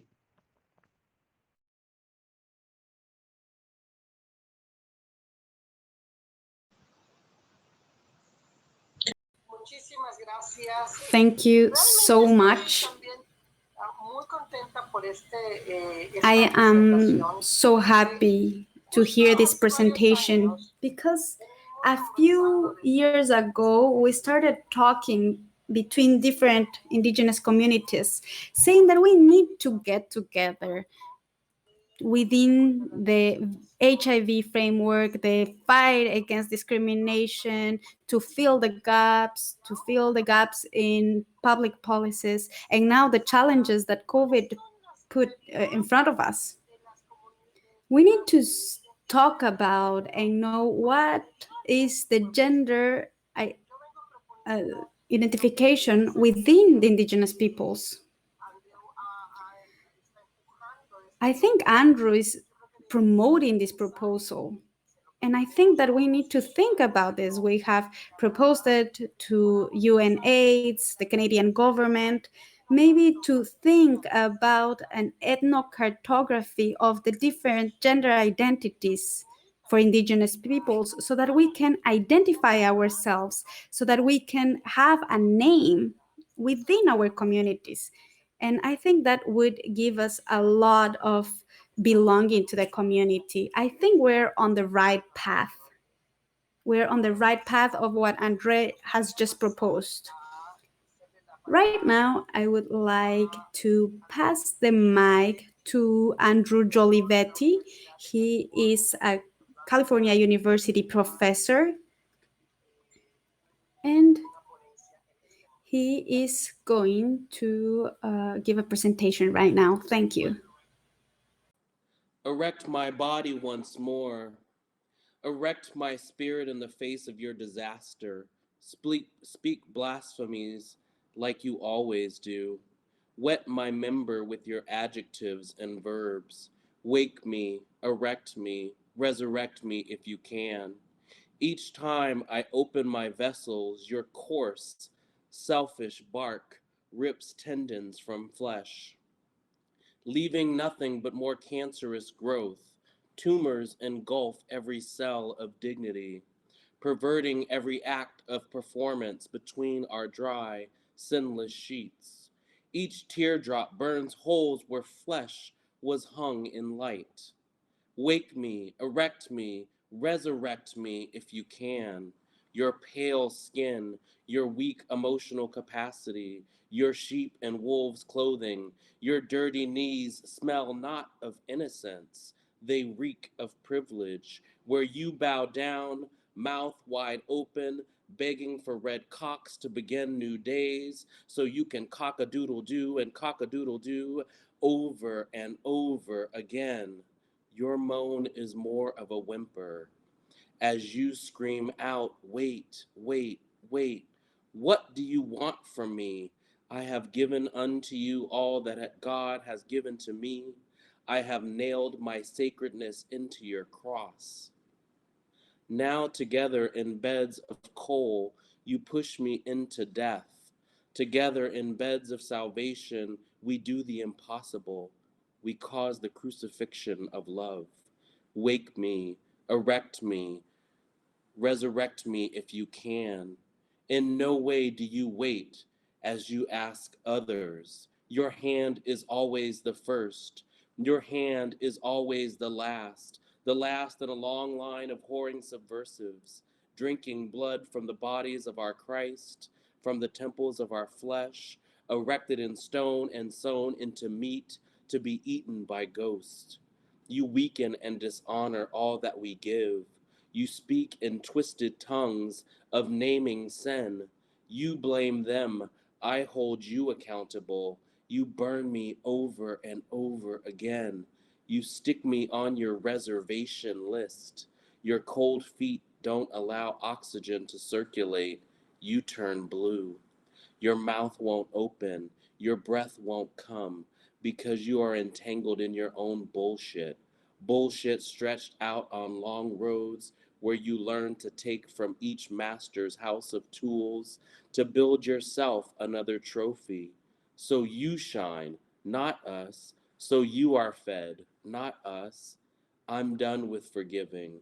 I've done all I can do to trust, to give, to sacrifice, to love. Here I stand in a long line with all the others, crucified once more by your rejecting glare. I have lost yet another part of myself to your madness, to your fear. Wake me, erect me, resurrect me if you can. Iweo, Wihokisakus relatives. My name is Andrew Jolivet. I'm from the Attakapaw Ishak Nation for the Tisakeep Opelousas Huron clan of the Attakapaw Ishak Nation of Southwest Louisiana. I am speaking to you today from Kumeyaay territory in San Diego, California, here in the United States. And I would want to talk to you today a little bit about a book and some research and community work I did in the San Francisco Bay Area several years ago in collaboration with the Native American AIDS Project, with support from Bay Area American Indian Two Spirits, the book, which turned into a book project called Indian Blood, HIV and Colonial Trauma in San Francisco's Two-Spirit community. And really I wanted to share today, because I've talked about this before at this conference, which I just want to thank all the organizers, participants, people who put so much time in this difficult moment to be here with us today in this important moment.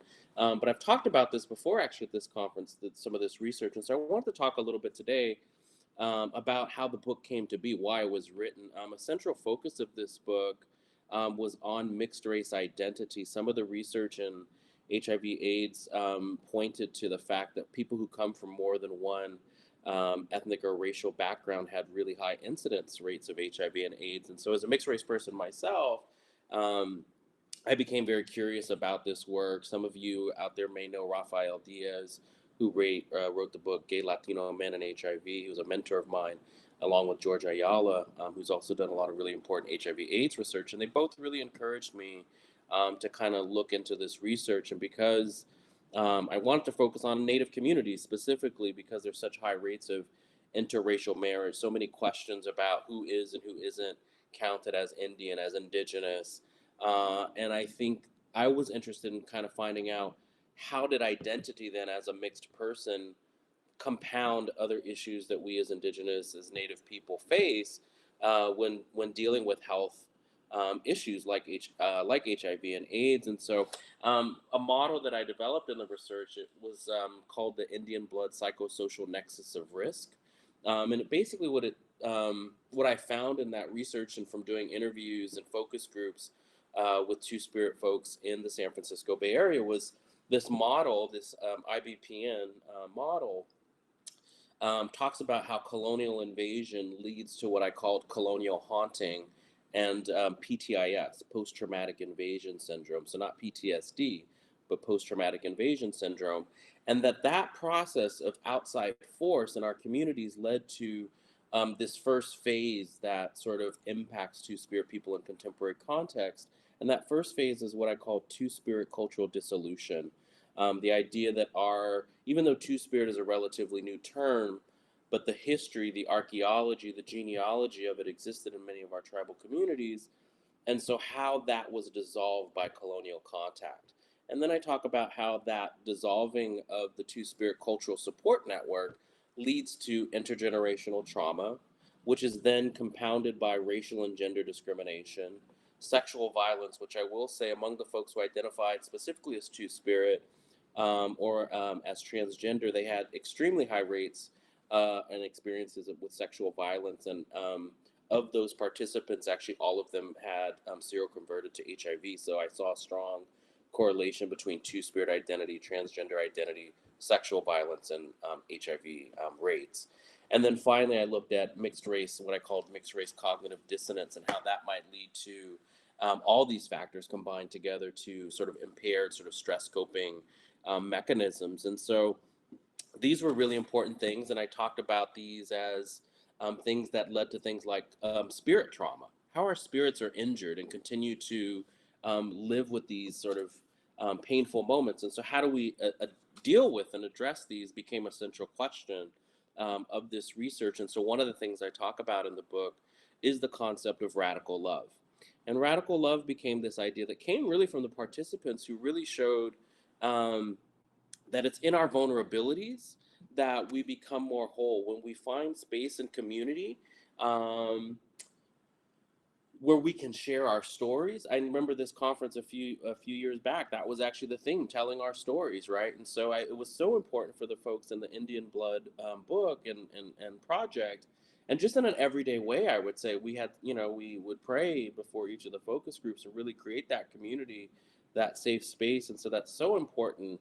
Like Rick was talking about these listening sessions, it's so important that, we have these spaces where we feel trust, right? It's maybe not always our family, right? Because family can be sites of violence, which many people talked about as they moved from reservation communities to urban areas, why that had happened. And that they sought out support in what I call TWICs, traditional urban Indian cultural kinship networks. And these cultural kinship networks really argues that tradition can be created in urban areas and in new spaces. And so a lot of folks that I spoke with found that when they went to places like NAP or NAPC or Bates, the Bay Area American Indian Two-Spirits. And so this was all really important and central. And I think for myself as someone, this was personally important because it brought so many aspects of my own identity together. As someone who's Native, Black, Creole, French, mixed, right? But also someone who was living with HIV and AIDS nearly 18 years now. And when I seroconverted and found out, I had 35 T cells, my viral load was 500,000. And so I really thought I would die. And I think that would have been likely. It was 2002. And at that point, some of the retroviral drugs that Trevor mentioned in the chat had really become more widely available. Thankfully, I had PCP, pneumocystis pneumonia, which was one of the number one killers of folks in the early days with HIV/AIDS. And thankfully, the medicine they gave me, Septra, I'm actually allergic to. So I went through this scare of thinking I had liver failure. And so thankfully that medicine helped. But I really want to say, and kind of beginning to kind of wrap up my comments, is that what really stuck with me in terms of my own journey, but also the journey and the stories that the community trusted with me to share in this work, was after my own diagnosis, some friends had organized a pipe ceremony with a friend of ours who was a Dene medicine person.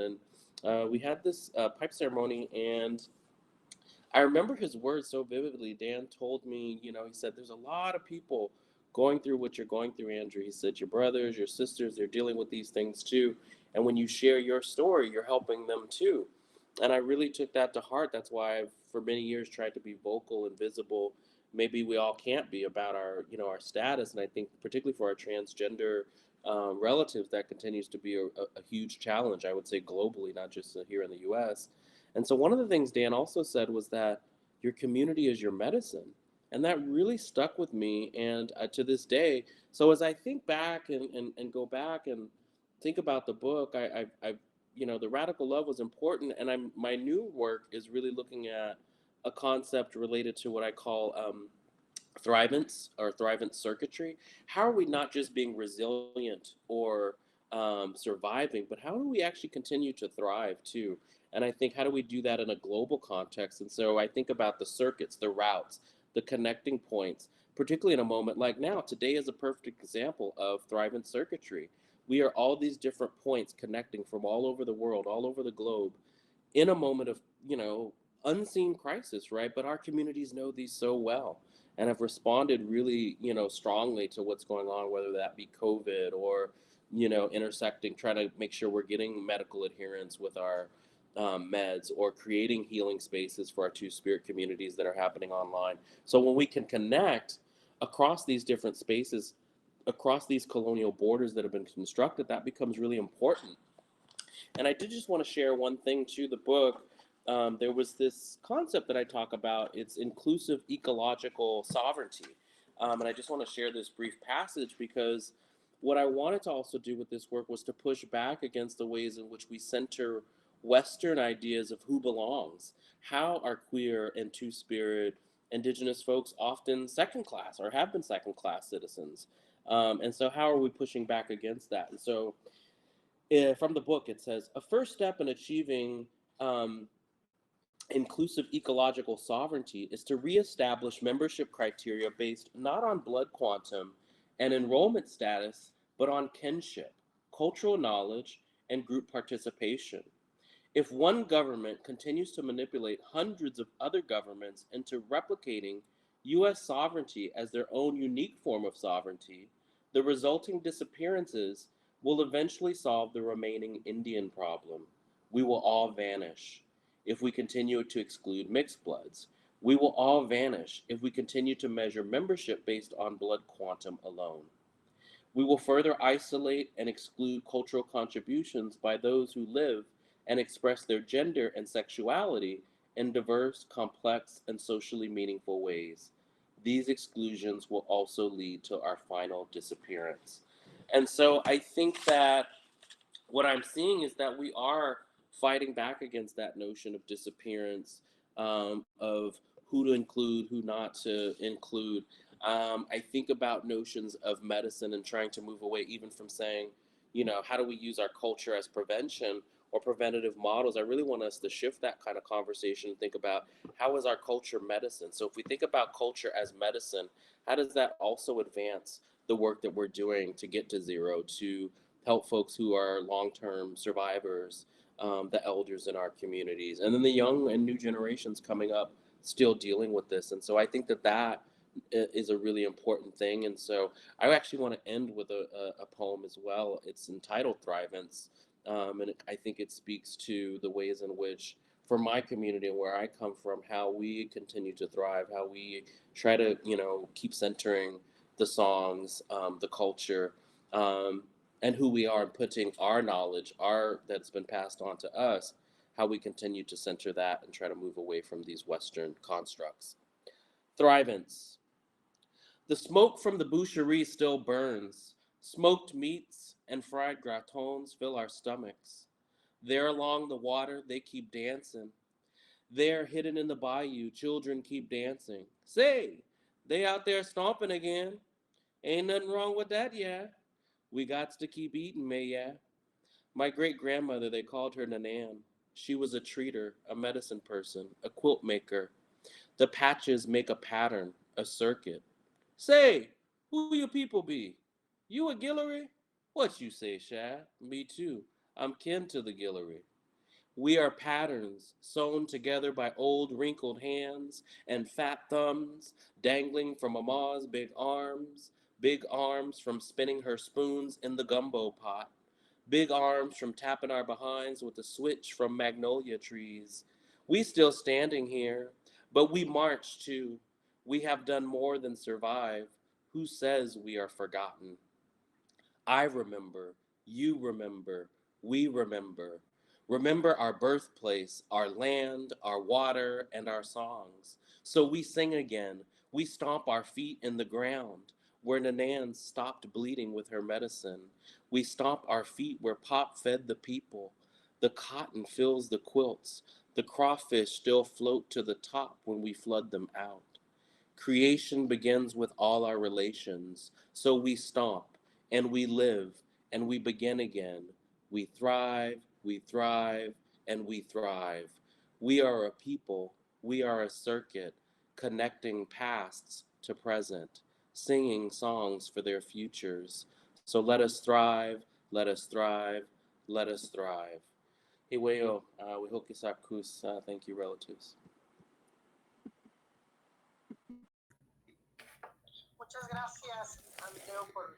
Thank you, Andrew, for your very deep reflections. I am going to keep one of these reflections with me. Medicine is the community. This is a key piece of the puzzle. And I think that you've said it right, how the community can become medicine, not only to prevent HIV, but also to create awareness in other aspects of our lives. Right now, I would like to introduce you to Ron Rowell. I met him years ago, and I feel very pleased to introduce him here. We met in Ottawa, Canada, years ago. In this same field of HIV, Ron Rowell is going to address us through a video that we received. He has a message to share with us.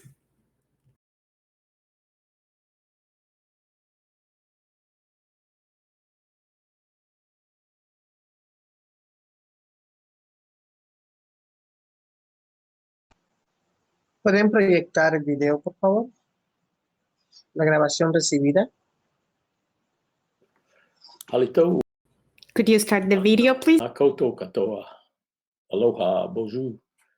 Bonjour, buenos dias, bon dia, and good morning, friends and colleagues.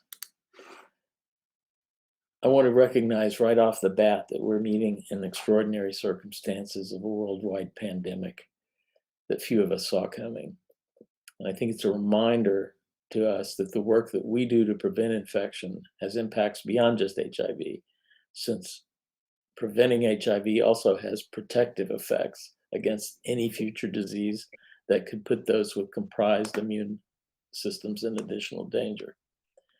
¿Hay traducción? In the brief time I have with you this morning, I want to share what I believe, upon reflection, were some of the lessons that we learned as we built the National Native American AIDS Prevention Center, which we called in short NAPCI based on its acronym. These lessons, in my opinion, are generally applicable to all prevention work in Indigenous communities, although, as you'll clearly see, some are specific to the conditions in the United States and may not address your local circumstances. The first lesson, one I learned from the 1980s film The Honor of All by the Alkali Lake Band of Shuswap Indians of British Columbia, Canada, was that it only takes one person to decide that they cannot accept things as they are any longer and that change has to happen. You see this at work in all sorts of activism around the world. In the Shuswap case, a mother whose child threatens to leave home due to her and her husband's alcohol abuse decides no more and begins pouring the bottles of alcohol into her home down the drain. I experienced that aha moment when in 1986 or 1987, I was in a group of American Indian Agency directors challenged by an epidemiologist working on sexually transmitted diseases in our population, who was concerned and frankly irritated by what she saw as the laxity on the part of too many in our community about the very real threat of HIV. As a Choctaw Nation citizen, a gay man, and as a trained public health professional, I knew the time had come to act. The second lesson, which is probably very obvious to everyone, was that one person needs support from others if anything's to get done. I asked the epidemiologist for suggestions of who to talk to if I were to try to get something going. I asked the same question then of each person with whom I spoke, until I had a small network of people working in Native communities who were concerned about preventing the spread of HIV and or people living with the virus. I also asked them what they thought would work, and then I shared my own ideas with them. I ask them too for their commitment. Without them, NAPSI would never have existed. The next lesson was the need to engage with institutional players, both those within Indian country, Native Alaska and Hawaii, and governmental agencies like the Indian Health Service and the Centers for Disease Control and Prevention in the United States. This wasn't simple and straightforward. There was pushback from some in almost all of these that formed around the idea that HIV isn't going to be a problem in our communities, followed often by, oh, we don't have those kind of people in our communities. Homophobia definitely raised its ugly head on multiple occasions. In addition, it was the custom at the time for health-related agencies outside Indian Health Service to think that those Indians are taken care of by the Indian Health Service, and to think that they had no responsibility as a result. You may know that we became American citizens in 1924. So we decided to engage in a political struggle to change their minds. We organized when invited to a national conference on HIV in communities of color early on. We joined review panels and advisory panels anytime we could. We allied with the Alaska Native Health Board and eventually also with Papa'ololokahi in Hawaii and with regional Indian health boards. Because we persisted, we were able to break down many of these barriers, starting with HIV prevention funding from CDC. We also tried to be sensitive to the issue of limited resources in Indian country, so the need not to interfere with others' funding streams. Operating outside the traditional Indian bureaucracy helped, and it opened up future possibilities for everyone. Another lesson is that although we could use the power of a national network to leverage resources that might otherwise never become available for the work in Indigenous communities, the real power of prevention resided in those local communities. They are the ones who understand the social structure, the language spoken, how language is used, and the essential culture, all of which are central to prevention work. The only exception was when it came to LGBT people, since in too many communities, there was a conspiracy of silence that kept people closeted, both LGBT as well as their allies. Having outside Indigenous people working with local people to develop strategies for overcoming this homophobia, transphobia, and providing moral support was an important feature of NAPSI's work. The last lesson was that it is critical to build alliances across racial and ethnic lines, as well as internationally. Had it not been for our initial alliance with Asian Pacific Islanders who shared the barrier to prevention resources that was most often expressed as, you don't have enough cases to deserve any of this prevention money, we might never have succeeded in getting it, either one of us.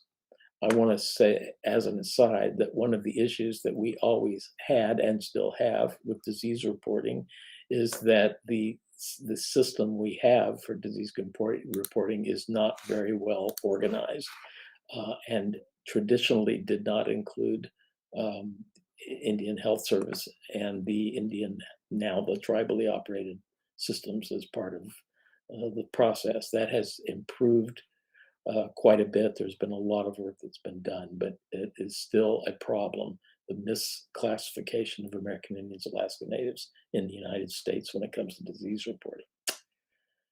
We built a strong alliance with African American, Latino, and LGBT organizations to work together on public policy.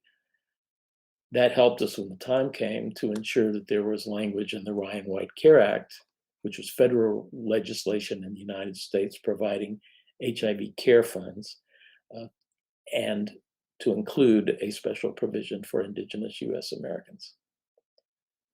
Our collaboration with Te Rō'oku Tautoku Trust in Aotearoa at the International Conference on AIDS in Montreal back in the late 1980s to bring together Indigenous representatives in attendance to discuss how to raise the visibility of this issue in our communities and within these conferences led to increased visibility and increased research.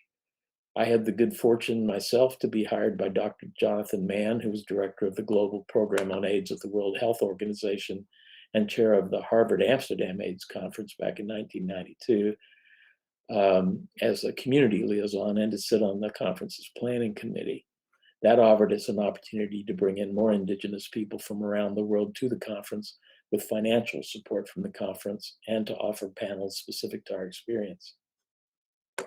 That continued in Berlin and Yokohama and beyond, as far as I know. I left the AIDS field in 2000. The work you do is so important, and I want to honor and thank you for all it is that you continue to do. I also want to just briefly reiterate those lessons I illustrated for you to consider. Number one, it just takes one person to get the ball rolling. Number two, a support group of people who share your goal is essential to make anything happen. Number three, you have to engage with government and institutions that control resources, and that includes entering into conflict with them when necessary to change minds and to collaborate with other Indigenous institutions. 4, never forget the importance of relying upon the wisdom and strength of local communities to develop strategies that make sense in their context, and where necessary to help those being silenced in those communities to find their voices when asked. Finally, we need allies outside of our communities, and frankly, they need us in order to strengthen our ability to serve all our communities. I wish you all the best of health and that you continue your work to strengthen our Indigenous communities across the planet so that, frankly, the planet itself can survive for everyone's sake. Yakoki, Chpisalachki.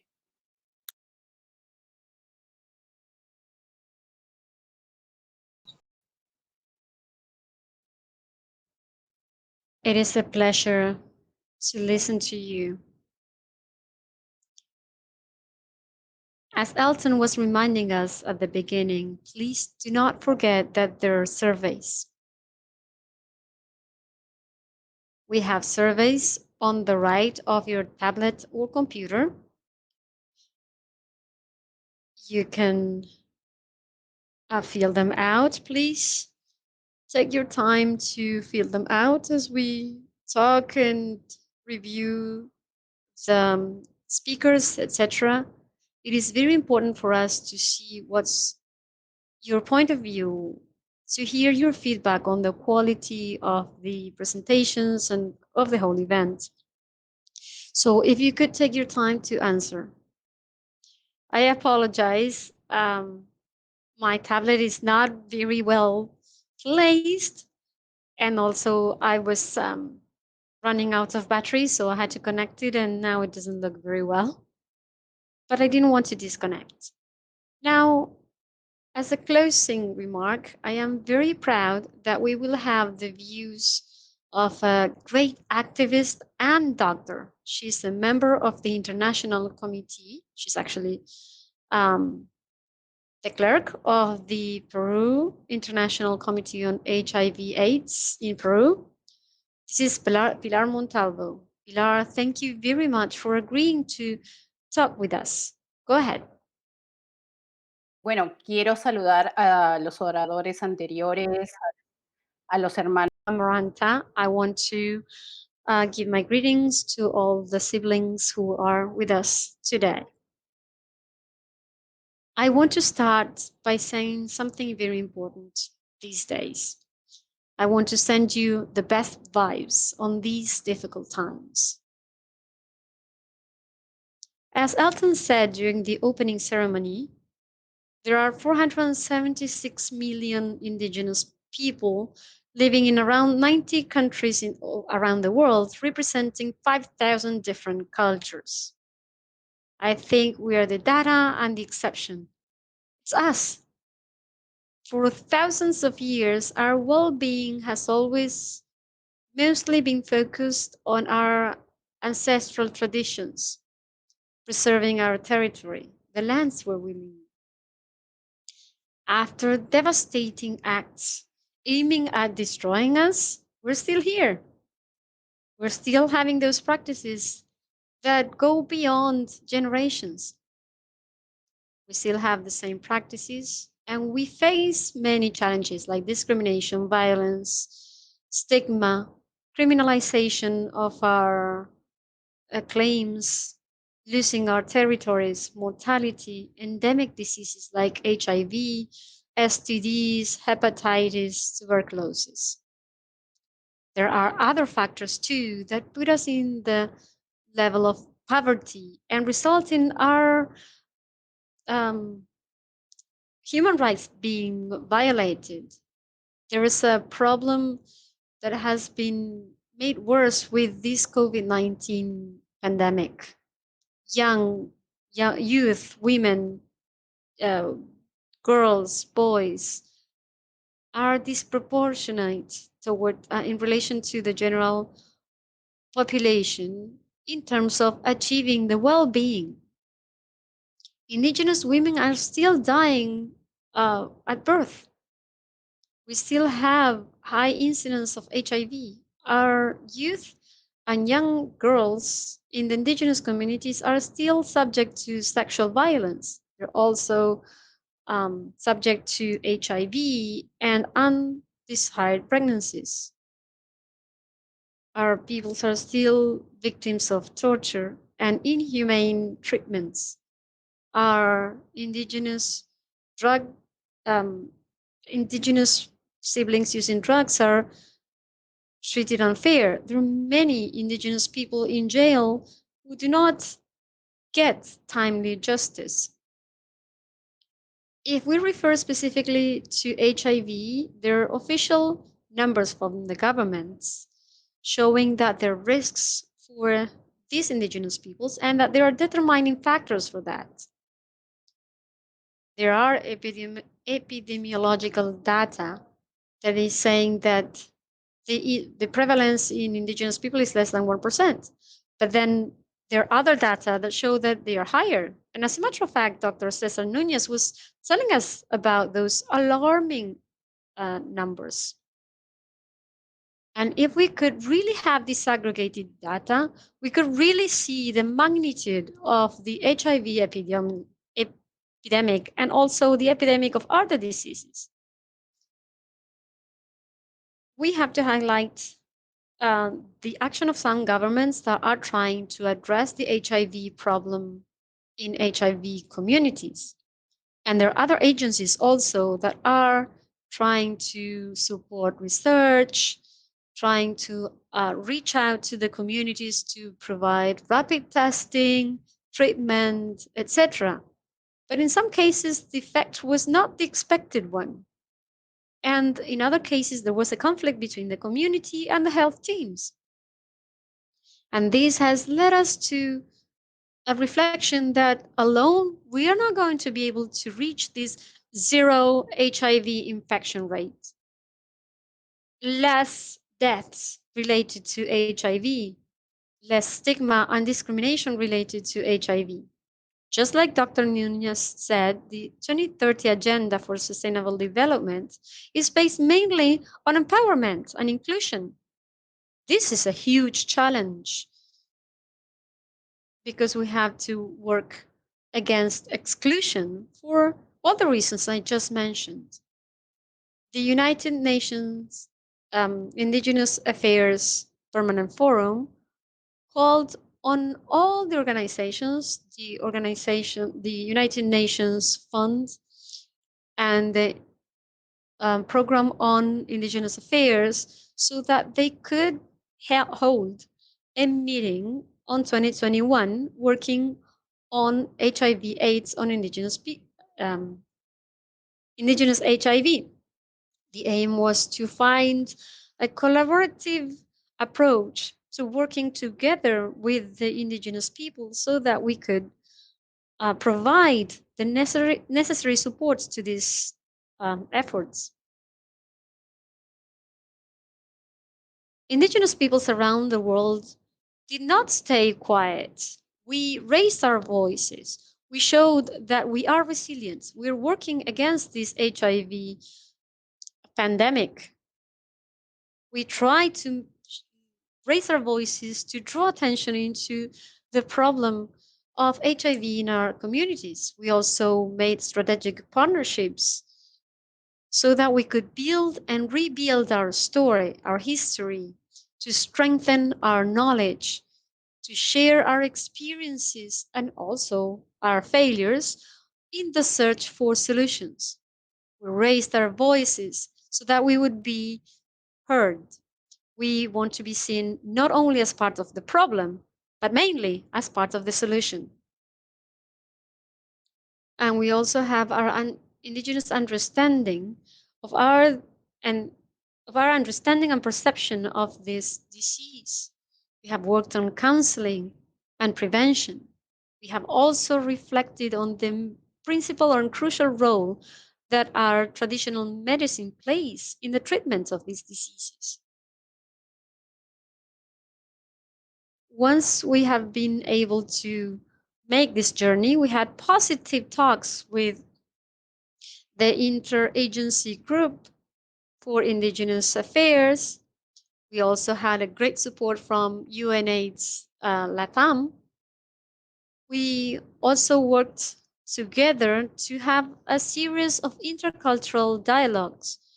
This will allow us to fight against HIV in Indigenous communities. We can also work against all other infections like hepatitis or TB. These are present also in our communities, and they also threaten our well-being. But this collaboration requires key actions. We can mention strengthening local Indigenous organizations. We have to respect and use our ancestral knowledge and practices. Equitable participation, including women, youth, sexually diverse siblings, etc. We have to have a collaboration with all key stakeholders. And it mainly has to be based on well-being, the common good, and the good faith. This is essential for our global coexistence. I finally want to say we want to have a say in the main decisions affecting our lives. We want the human rights to include an end to this pandemic. We want sexual and reproductive health services to work on treatment, early detection, treatment, and support for people living with HIV. This has to be timely, good quality, and it has to be centered on the person and their environment. We truly think that this can put us in the right track to achieve those recommendations already given by the UN Fund for Indigenous Affairs. This will restore the trust for our Indigenous peoples. We will trust that we're not going to be left behind, but this requires everybody's effort as a one joint effort. As I said before, alone, we cannot achieve those goals. UNAIDS or other organizations alone will not be able to achieve our goals. We have to work together, and we have proven we can do that. So we will always highlight this message. Everything with us, nothing without us. Thank you very much. Thank you very much, dear Pilar. Thank you very much for reminding us that everything has to be including our Indigenous communities. This has been a very enriching session. At some points, we're a little bit concerned because there are gaps. There are goals that we don't fully achieve, and then there are new emerging challenges. And we don't seem to be able to achieve those development points or the 2020 agenda or the 2030 agenda, etc. They seem to be piling up. And if all the key organizations are not aligned and work together and not taking into account, it's very difficult that we will be able to do that. As Dr. Cesar Nunez said, that we need to have a part in those spaces.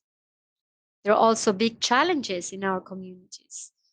so that we can continue to be included. Showing people with HIV that they can continue living with HIV, but also show that there is prevention and there is medicine. We also need to recognize that, acknowledge that within our communities, there is a big diversity. There is diversity in the world, and there's also diversity within our communities. And we have to make it more evident, more noticeable. It is important to name them by name. It is very important to show that we have diversity. And it was very interesting that today, during the Indigenous Pride statement, there was a recognition of those that diversity, and it's very interesting. And there are many other efforts that are being taken place. Finally, the Latin American presence has been made evident. We're still working, but we still have to work on those connections. We have to work on race, on information with the disaggregated data based on race, gender, sex, etc. I thank you deeply for doing this, and I'm happy we are on time. I thank everyone, all the speakers for being here, for respecting the times given, and truly, I hope all the surveys were answered so that we can really make the best out of this. With this, having said this, we are now giving a formal ending to this first session of our Wiser series. You already have the information in your devices. You can see the next presentation is on the 5th of this month. There's a series of topics and themes and sessions that are going to be taking place. Please take advantage of this. I think Elton wants to do something. Elton, I give you the floor.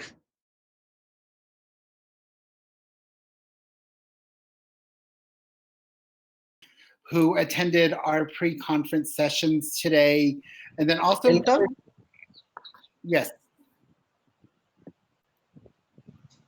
And then also encourage everyone to attend the rest of the scheduled webinars that we have throughout the month. Please visit the International Indigenous Working Group on HIV and AIDS' website for that listing. Engage yourself. Again, thank you to the organizers and to the committee and to the collaborating sponsors for helping us to make a presence during this conference, as well as addressing our issues throughout the world for our Indigenous communities. So I just wanted to say thank you. Continue to do good work, stay safe, and blessings to everyone. And stay resilient.